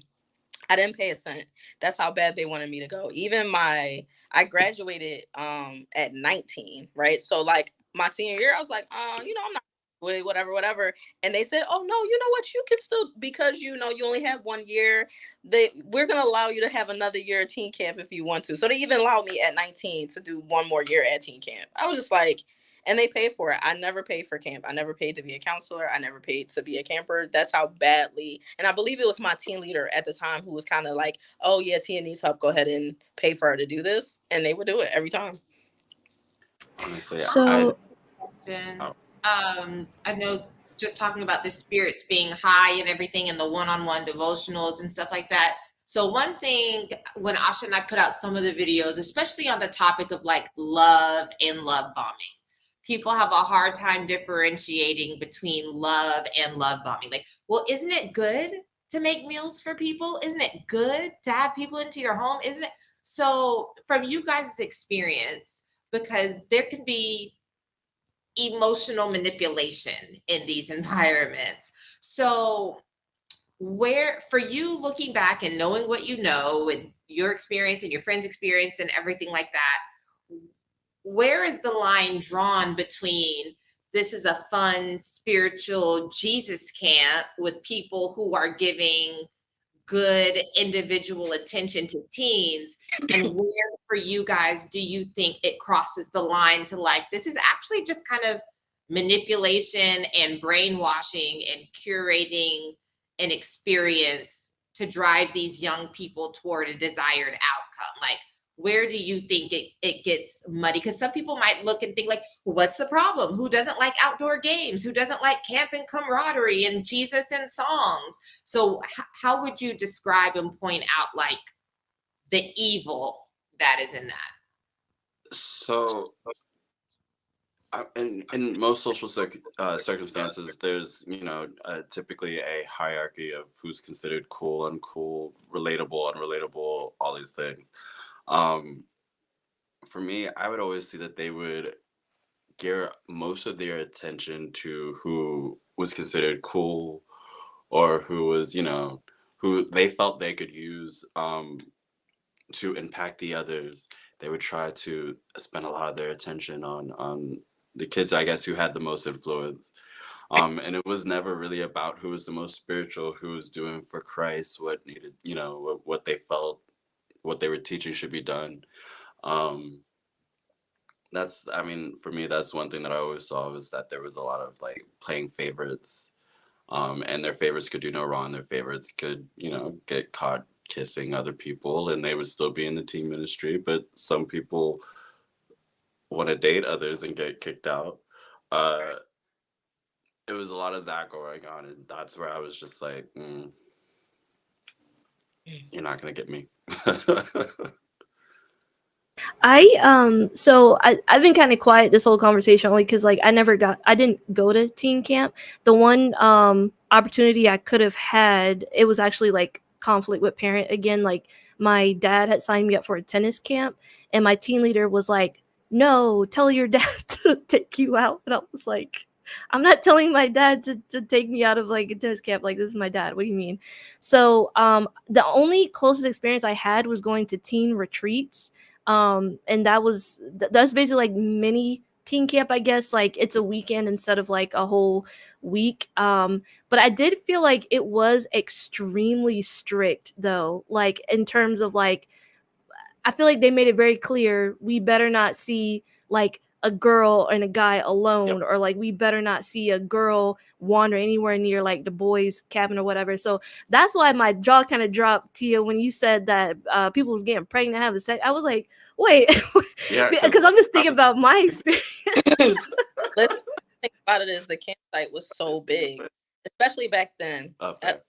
Like this was like I graduated high school in 2007. So when I was going to camp when they first moved the camp to Pennsylvania. Because remember, before it used to be in Virginia. So when they moved the camp to Pennsylvania, the campsite was huge. And so even there were a lot of buildings that weren't being used, and like as the earlier years, so it was very easy to go on sneak dates. That's what we called them. It was very easy to go on sneak dates and be alone with somebody because the campsite was huge. And this is what made teen camp break into 2 weeks, because before it used to just be 1 week. And then the first week that they were at the campsite in Pennsylvania, it was so many teens, it was hard to keep track of everybody. So that's what made them to 2 weeks. And that was the week a lot of things happened because there were so many teens and it was hard to keep track of people. Like I know people who were having fights in their cabins and like, like it was really like it was intense. That's what kind of breaks it apart. But yeah, that is where the strictness became a thing. Cause like, yeah, but yeah, it was a lot. Yeah, early 2000s. It was a little wild, a little bit. I'll say that. But Yeah. yeah. Mm. But nothing but manipulation. I would say there was no line. I think the entire thing Oh, was manipulation. Um, because the goal was to groom kids to really want to be disciples, and ultimately being a disciple means doing some type of leadership and bringing more members. And so it's hard for me to say because I used to be a person that really loved that environment, but I love the environment because I was pulled away from the environment I was in. Like I said, I had touched on it earlier, like yes, I was like a kingdom kid, but I also grew up in a hood to a single mom and stuff like that. So like, yes, I'm going to church on Sunday and I'm around all these people like me, but then I'm going to high school and I just found out my guy friend died, or my friends at school are pregnant. Like I was very much engulfed in a very rough environment. So for me, going to camp was like this was my way of getting away from that type of stuff. And so that's when you're put and let's touch on it because in Philly they had a program that specifically helped kids in rougher areas of Philly, and they would bring them to the camp. And I'm not going to say what the name is because, but even capitalizing off of people who come from environments that are really rough and drug addict parents or drug like, and kind of pushing them and bringing them to the camp and them becoming disciples, you know what I'm saying? Like I would say in cases they preyed on people who didn't have the most ideal life, mhm. uh and so kind of creating this fantasy of like, yes, come in and join in the church, like you'll have God on your side and everything will work out, and like you'll have the support of the church and the community kind of vibe. So like, yeah, I can honestly say it was manipulation. I think about people who had ties to the church only from like distant relatives, and so like they didn't have that natural pressure, and then leaving after being there for a week and feeling like they got to change how they do things and have to find a church in their area and had to join specifically our church. It would be different if these kids came to our camp and then in general just created a spirituality and they were able to just go about their life with a little bit of change and joining a different church. No, it made them feel like they had to specifically go and find a church in our in their area and stuff like that and be a part of our church. And it sucked because like as teens, we're very influential. We are very easily influenced, and so that's why they prey so hard on the teen ministry, because you're catching kids before they kind of build their own personality. Yeah. And it sucks to say that. Like, I think I just had that realization, is they really preyed on you before you became a person and had your own individuality. Mhm. And so that's why I say it was all manipulation. Yeah, And so a lot of, absolutely. I was just gonna say a lot of camps have this like in Jesus camps, it's kind of a thing where it's like one of the last nights, you know, there's the campfire and people are sharing maybe their deepest, darkest secrets or their fears or their insecurities or something like that. And I hear at teen camp there's always a point I think where somebody preaches a heavy hitting lesson on the cross or Mm, something like that, like, and I feel like that, so I've never been, um but I feel like that would be extremely, like, have a big element of exploitation to it and mm, emotional manipulation to make teens feel guilty. Did you guys experience that? I never went because well, one, I didn't feel like driving that far to go, and I heard the conditions of the camp were terrible. I do want to talk about that before we wrap up. But yeah, back to the whole thing about like just the emotional manipulation and kind of like instilling this guilt to make you guys make a decision. What was that like? I guess those cross lessons. I heard one year some guy was like throwing down glass or ceramic plates or something to demonstrate something. He got cut in the leg and it was blood. oh, Just a big yeah, show. I don't know. I remember that. Yeah, they always had like a big lesson. The end lesson was kind of like the like the seal the deal kind of lesson. You know what I'm saying? You spent an entire week having different lessons that kind of touched on purity and just talked like what it means to be a disciple, and these even services when all we're doing is singing, like, you know, just pulling those emotions out of you, and kind of like literally they kind of take the entire week of breaking you down, like breaking all of just allowing off and and so yes, the last lesson was always like the heavy hitting, like, so what are you like, kind of like a what are you, so what choice are you going to make kind of vibe, you know what I'm saying, especially for people who are not disciples, like people. And then they always had baptisms there, and so Mhm. like whether it be the first day or the last day, they would not have a team week where someone was not getting baptized, because they wanted you to see like this can be you. Like, you see this young person, they're the same age as you, like they're in your ministry, like this person made the decision to become a disciple, and now we're baptizing them at the greatest place on earth. Like, you know, like it was kind of like all kind of like trying to soften you to kind of want these things.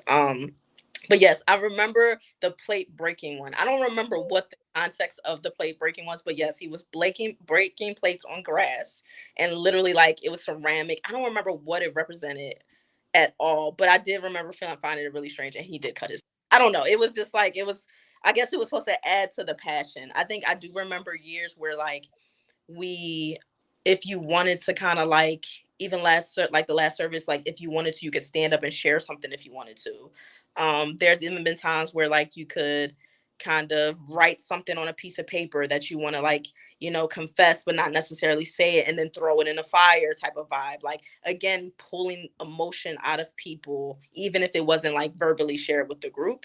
They kind of wanted you to be in that stance. I remember even having a devo about just like, oh, let's just all talk about our fears and like what are you afraid of, and like, you know, like they wanted to create like this was a safe environment to kind of just confess normal things, but to get you to kind of get deeper and confess these things. So like I said, it was very easy to manipulate because you have a whole week of kids just being able to be kids. Let's be honest. Like, I think even as a teenager coming from the environment I came from, it wasn't easy just to be a kid. Like, you know, I worked and I went to school, and my mom was a single mother, and like I had an on and off relationship with my dad. So like I'm surrounded by death and, you know, teen pregnancy, and I'm writing friends in jail and things like that. And then I this environment, and then it's like, oh, I feel accepted because no, I'm not doing drugs, and no, I'm not smoking weed, and I'm not doing all this stuff. So it's like it gives you a sense of security of like you're not alone and we're your friends, we're your family type of vibe. So yeah, it was the head teacher to becoming a disciple. And I think, and it's funny because since I was in so long, when I was in the teens, this wasn't a factor. But I know as time went on, you could only do certain teen activities if you were a disciple. Yep. So yeah, they changed it where before, like, anybody can be a part of these type of events and stuff like that. But then they changed it again where if you cannot go to teen prom, there's certain teen retreats Yep. you couldn't do, like, unless you were a disciple. So that was another way they manipulated, because they will allow the non-disciples to come to like Teen Devo and stuff. But when it came to the fun stuff, it's like, because you're not a disciple, which also pulled them to want to be that because they want to participate in these things. That's So, gross. yeah, so And honestly, I think at some point there should be a discussion about the teen leader to evangelist pipeline. yeah. You know what? I never put that together, but you're onto something. Yeah, if you were a teenager and you were doing a really good job as a teen leader, they would send you to another country to lead a church. Oh my God. Absolutely. Or you would just lead another ministry. A lot of my some at one point became campus ministry leaders. Oh, you're very good and good at leading, so we want you to lead the campus ministry. I mean, and that's another world of manipulation. I think the younger years, any ministry prior to singles ministry is manipulation. Yep. They prey on certain groups of people. Campus here, they prey on kids coming from other states and they have no friends, Yep. and it's easy. And same thing with teens, especially the kids. They love the Gentile teens who came in with, because they can manipulate whatever they wanted them to do. I was gonna say, most of the teens that we studied the Bible with came from T school, actually. Yeah, because just for context, like the school because the area that we're from, like I feel like there's very clear like socioeconomic divides, and I just happen to be on like the lower end, because like honestly, when I joined the teen ministry and saw like other kids how they live and stuff, that was my first time being in like a really big house.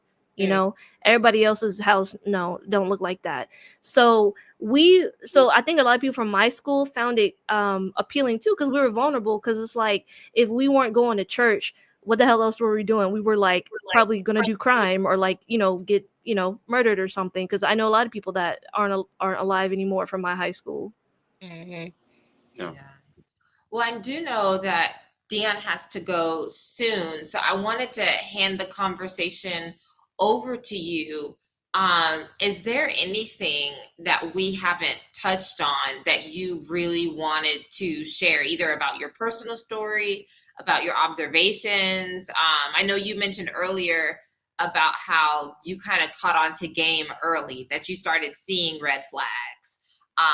I'm curious, because they always say in the positive, like the kids are watching, be godly, raise them in the way they should go, because they'll see how great your life is and they'll come back. But what I'm seeing from all of you is like, oh, we saw what was happening, and so we never wanted to come back. So I don't know if you want to share some of those things before you go. So I want to say around like 2008-ish, when there was like that really big recession. My dad lost his job and we were a single income family, so that was just really hard. I have a bunch of younger siblings and my parents had decided to homeschool us, so like there was a lot of things going on. But during that period of time when it was hard to find jobs or whatnot, I mean, leadership was telling my parents that like my dad should just work at Starbucks. But mind you, around the time he had also kidney failure, so he had to get like a kidney transplant. Then he had to pay for all the medications and the doctor visits and everything. So the Medicare or Medicaid he was getting at the time wouldn't kick in because we were, on welfare and whatnot at the time. And so we're looking for help. There was a period of time where we were crashing in people's couches, sleeping in their garages. And they had told my mom at some point that she should just like take us all to a women's shelter, a women and kids shelter. Like there was like little things like that where I was saying like, wow, they don't really care. about what happens to us, they they just want to push us off onto somebody else's problem. We're supposed to be afraid of the world, but you're gonna push us into like a shelter created by the world. Like those little things like that, where I was just like, I mean, that whole period of time was like really interesting for me because I mean, I graduated in 2012, so that was like the 2008 to 2012. That was all my, my high school experience, me becoming a disciple, all of that. And I'm sitting here saying that these people are supposed to be my family, supposed to be my community, and leadership. I mean, thankfully, the members of the church, a lot of them were really nice and willing to take us in and help us out during this time. But I mean, leadership was really not trying to have it be their problem at all. Um, and there was a lot of like relationships between my parents that I saw destroyed within the church, where like I would walk past people who used to say hello to me as a child, and I would be a teenager, and they would avert my gaze. Mm. So I mean, I saw a lot of things happen. I felt a lot of things. I felt othered. I felt pushed out, and I mean, of course, my parents are, they were always honest about like what they were going through, how they felt about things, and I could see their frustrations and how they're trying to keep their family, going and keep it up and make sure that we are all safe and provided for. And that was just a hard time for, I mean, the entire country, and to see that it was not like that there was just no there wasn't a lot of actual like help, like actual, from leadership specifically. Mm. Um so yeah, that was so, after seeing all that, I was just like, I know that this is not the space for me. If that's what my family wants to do, like that's cool, but at some point I'm just gonna go ahead and just risk it for the biscuit and see what I can get see what I can get out of the world, because what I'm getting here not what it's supposed to be. Mm. So but yeah. That's so real. I am so sorry that you had to endure that at all. But then, as the oldest sibling, and while you're in high school and feeling the pressure of trying to become a disciple, and that's just a lot. I can see why you were like, no, I like if this is friendship, I don't want it. If this is family, I don't want it. And Yeah. finding it elsewhere. So, yeah. Is there anything else you wanted to say before you hopped off? Um, if you decide to do another one of these, let me know. This was fun. I appreciate y'all listening to me and conversing with me. It was nice meeting you, Tia. It was good seeing you again, T. Yeah, Nice um, meeting you. Definitely add me on Facebook. I will. Yeah. for sure. Yeah, well, thank you for coming. I know so many people are going to be helped by you sharing your story, and so I'm just grateful because this is not easy, guys. It is not easy to get on here. The lead up, preparing, and then even after, I know I'll be checking in on him. Like, are you okay? The come down off of these episodes sometimes it hits you. So, yeah, just please hold space for everybody on here right now. But thank you so much, Dion. Thank you. Y'all have a good one. I'll talk to y'all Bye. later. Bye. T, I feel like there were a couple times where you were trying to say something. Do you even remember? Did we go so far off topic? Actually, I think I do remember. Sorry, my dog made an appearance. I guess he was wondering what I was doing. But yeah, so we were talking about teen camp, but I was just gonna say, because we were talking about like the manipulation. I was gonna say, at least at teen retreat, what I remembered is that during like the last lesson, is you're definitely on an emotional high because you've already done so many like emotionally vulnerable things, just like, as Tia was saying, like sharing like your deepest darkest secrets, maybe even like telling your life story in a way like you haven't before, and then you have this last lesson and it's almost like the last hoorah, like, okay, now let's go back into the world because this is what heaven feels like, right?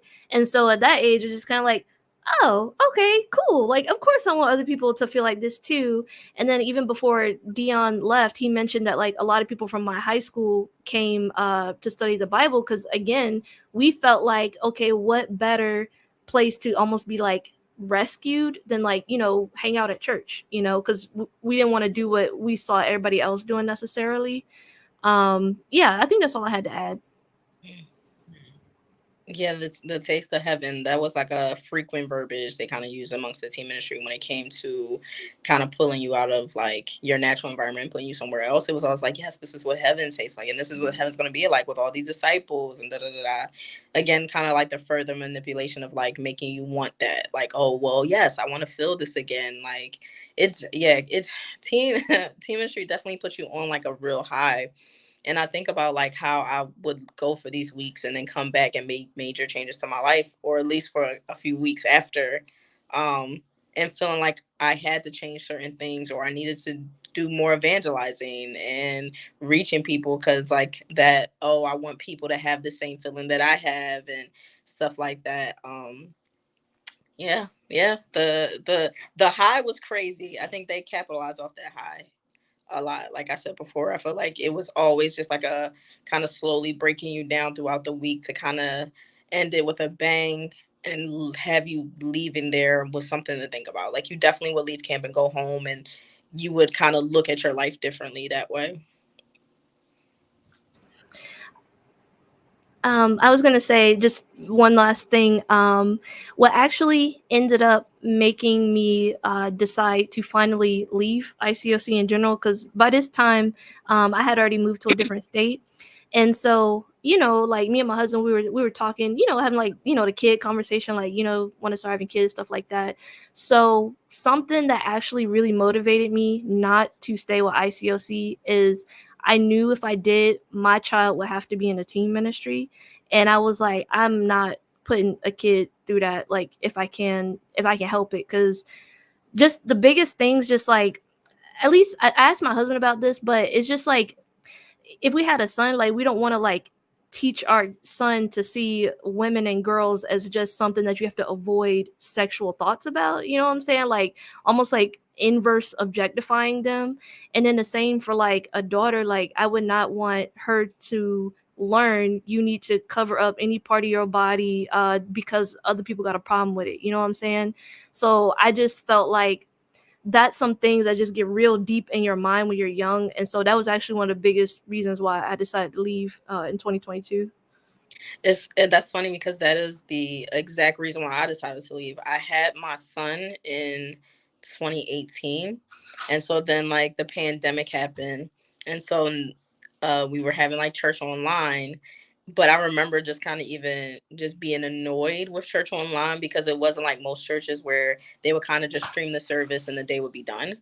With the church, it would be like, oh, we would have a Bible song, we would have like a Bible meeting in the beginning. Sorry, that's my dog.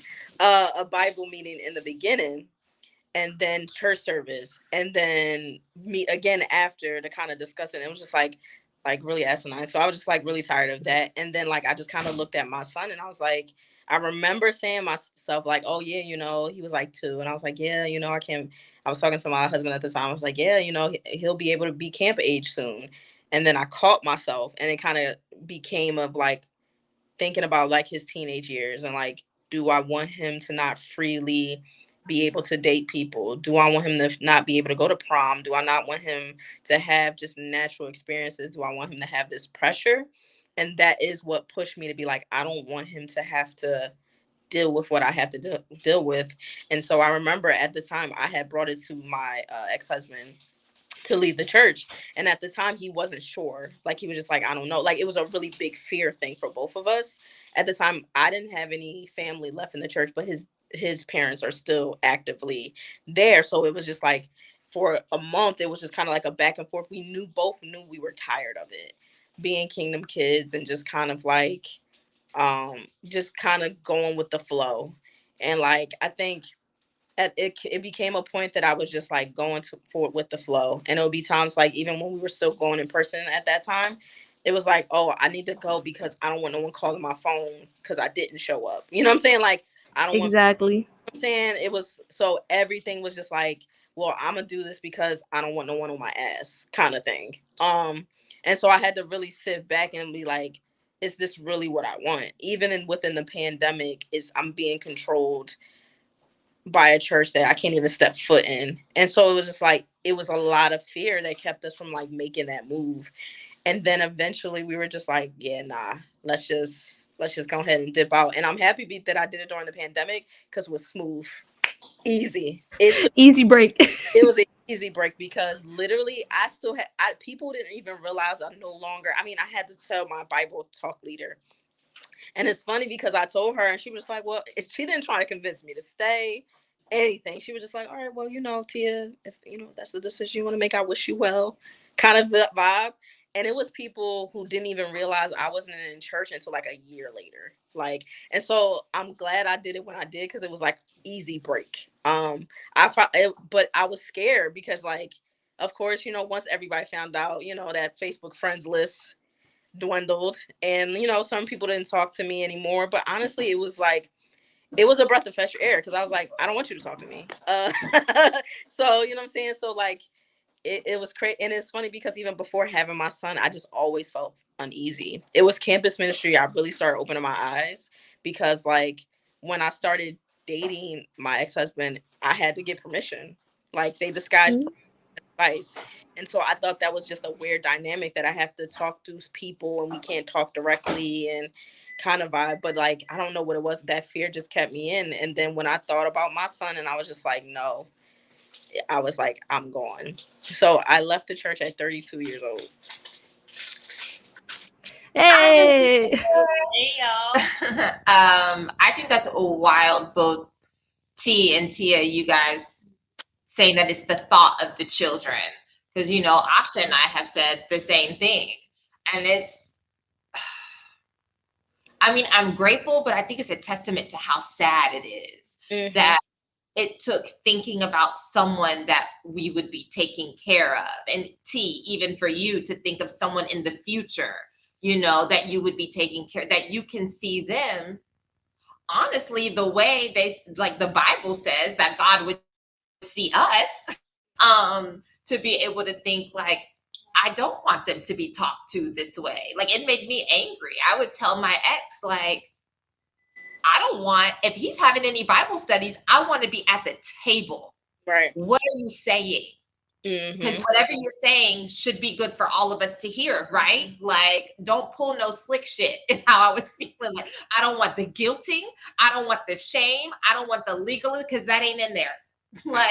like I felt so upset, and I was like, oh my gosh. So even when I asked you earlier about the camp, I don't think I knew that they could sleep away as early as 5. Yeah, 5 And years. even though it's just like the songs and the crafts, that's where it begins, them really thinking this is fairy tale land. This is the best. This is, I want to be here all the time. And then it's a slippery slope into the teens. And then, like you said, like that's where you're gotten. And for all of us to realize when it came time to have kids or think about our kids, it's like, oh, this is is no bueno. Yeah, exactly. So I have a question. Did you all ever feel the dynamic of like having to spiritually police your friends and not being like too close to your friends? Or is that something that gets introduced in the campus ministry, like being able to see your friends sin and stuff? So I don't know if Tia had this experience, but again, because I was considered like the Gentile, right? Like the one who chose to be here essentially. I feel like that pressure was put on me. And I think we did have a couple of like devotionals or D times where it's like you don't want to be sin buddies. Like that's the phrase that they use all the time. So it's like what kind of friend do you want to be? You don't want to like basically drag each other to hell. So it's like if your friend is doing something that wouldn't be approved of, like say they had a boyfriend or girlfriend or whoever, it's your job to say something like in the teen ministry so you won't be sin buddies. That verbiage just be crazy when I stuff like that. Pretty much a spy. They wanted you to be a spy, and then like even if you weren't doing anything, somehow they putting the guilt on you, like you're just as guilty. You know what I'm saying? Like the whatever. But as far as I didn't necessarily feel that in the teens. What I say I felt that if I gotta think about it too hard, then I probably didn't. I don't think it was that intensive. Like I said, with our ministry, it was really hard to keep track with everybody. If we were not in majority of my team ministry, the only time I saw them was at church services. Like, when for the other region, all of them went to like the same high school and they lived in the same neighborhood. So like obviously they spent a lot more time together. Whereas literally the city of Philly is huge. So my region, it was one of us to every school. And like how the dynamic with Philly, like I was in West Philly and someone was in North Philly. So they never all freaking neighborhood. So that pressure was never on our region just because we never saw each other. So if we were hanging with each other, I guess they would kind of, but like even then they wouldn't know if we were hanging with each other because our teen leaders didn't even live in the neighborhoods we lived in. So like if I was hanging out with May May, me and May May could be doing whatever we want and come to church on Friday. They wouldn't say, yeah, May May and Tia was hanging out because May May and Tia lived 40 minutes away from each other. You know what I'm saying? So it was really easy at times for us if we wanted to do things that were not appropriate. It was very easy to go on the radar because no one was ever watching, but also it was a manipulation to kind of still make us fear that like, oh, like no one's around, but you know who's watching? God's watching. You know what I'm saying? Like kind of vibe. I never had that extra like snitch. And if you were, I guess, deemed sin buddies with another teen, they'll basically almost like police your friendship. I've watched it happen to people where it's like they'll discourage them from even like hanging out. You know what I'm saying? Yeah. Well, just to do a quick shameless plug, since T dropped the phrase, we now have Sin Buddy merch. Oh, that's fine. The link is in the description. So, and that was not planned, by the way. But so you guys know, this is a real phrase that gets used. Yeah. So if you want to be Sin Buddies with us, you can check out the merch page and get a hat or a t-shirt, and you'll see on the logo there's some Latin around the image, and the Latin is for every day is a good day to not be in a cult. So if you see somebody out wearing a Sin Buddy shirt, then you'll just know they ain't a snitch. They're a safe person. They're safe. They're not going to tell on you for wearing. Are we frozen? No, we're not. Okay. So, was there? Let me check my notes. I feel like we've touched on about everything. Before we go, is there any other part of your story, part of being a teen? If there's a general warning or something that you can issue, or some to anybody who was a former teen, to anybody to a teen who might, just any message to anybody, is there anything you want to say about your experience or the ICOC, ICC in general? That's a loaded question. Right. I think I would just say again with like the teen leader thing, I think it's strange in retrospect to have almost put like another adult in charge of your child, essentially. Like almost like it's like parents will be like, all right, here you go, take them, teen leaders, like they're yours now, almost. And it's weird. And plus, like at some point it almost feels like you spend so much time with this teen leader, like you almost have no choice but for them to become like extended, like, parent in a sense. So I feel like if your child has to be with this adult that's not, a parent, like more than 3 times a week, is weird. Like, don't do that. Don't do that. Don't outsource your child. Yeah, exactly. Ask yourself why, because they're gonna do it because that's what they do. Because it helps with indoctrinating. But like if you're visiting or if you're a parent, ask yourself, why is that? Why is it that you're pushed in this church to hand your child over to someone else? What is going on there? That doesn't make any sense. But anyway, yeah, good point. Good point. I'm trying to think. Tia. I'm trying to love bombing is a thing. Love bombing is a thing. It's a shame because it's like you don't want to say, you gotta always trust your intuition. I think the church, one thing they did was, for me personally, it was that it made me not listen to myself. And definitely I've realized more as an adult, like I'm a good reader of stuff. And so just to always trust your intuition. If it doesn't feel right, it ain't right, And there's I don't know. It's like in a cult, honestly. Like, you're gonna make the friends. You're gonna be loved by people. It's okay to make mistakes. It's okay to fall. It's okay to have sex and like date men, date women, date them both at the same time. Like, that is normal things, and no one's gonna punish you for being who you are. Um, yeah, I guess that's my major thing. But yeah, avoid it at all costs, and avoid all the acronyms, the ICOC and the ICC, because now and that was wild when I found out that they had broken in half, and so now it's double the trouble. So if people are just reaching out to you and they're all asking about church, run away. Run. Any That, COC, period. yeah. So, You have anything, Asha? No, y'all, man. I was leaving from a funeral of one of my mentors, but I was listening. Just thank y'all so much. no problem. This was Y'all great. are amazing. This is going to be helpful to so many people. Yeah. Yeah. I mean, like, if y'all want to do another one, let me know. I have no problem. Yeah. Thank you. Yes, that would be amazing. That would be so fun. So please, everybody, just leave in the comments if you had any additional questions, things you wanted to know more about. We could gather the crew again. And I do want to say, because sometimes I have to remember, Asha and I have to remember, like, this is our channel. We could do whatever we want.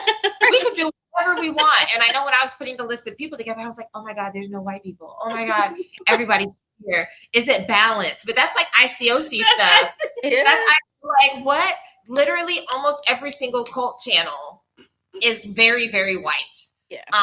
And so I just love that we get this space where voices, first of all, former teens, but then this demographic, people who look like us, who live and love like us, that is the center stage. So thank you for helping me to create this space in the cult world, in the cult verse. Our little corner, the cultured community. I'm so grateful for just speaking up and representing, because I think that happens in a lot, whether it's professional settings or whatever, that we have a lot to say, but nobody gives us the space to say it. So I'm just grateful for you guys coming on and sharing your experiences. So much love. Of course, we will be in communication because we're actually friends in real life. Yeah. We'll do this again. Everybody, stay safe and stay free, because every day is a good day to not be in a cult. Bye. Bye. Bye.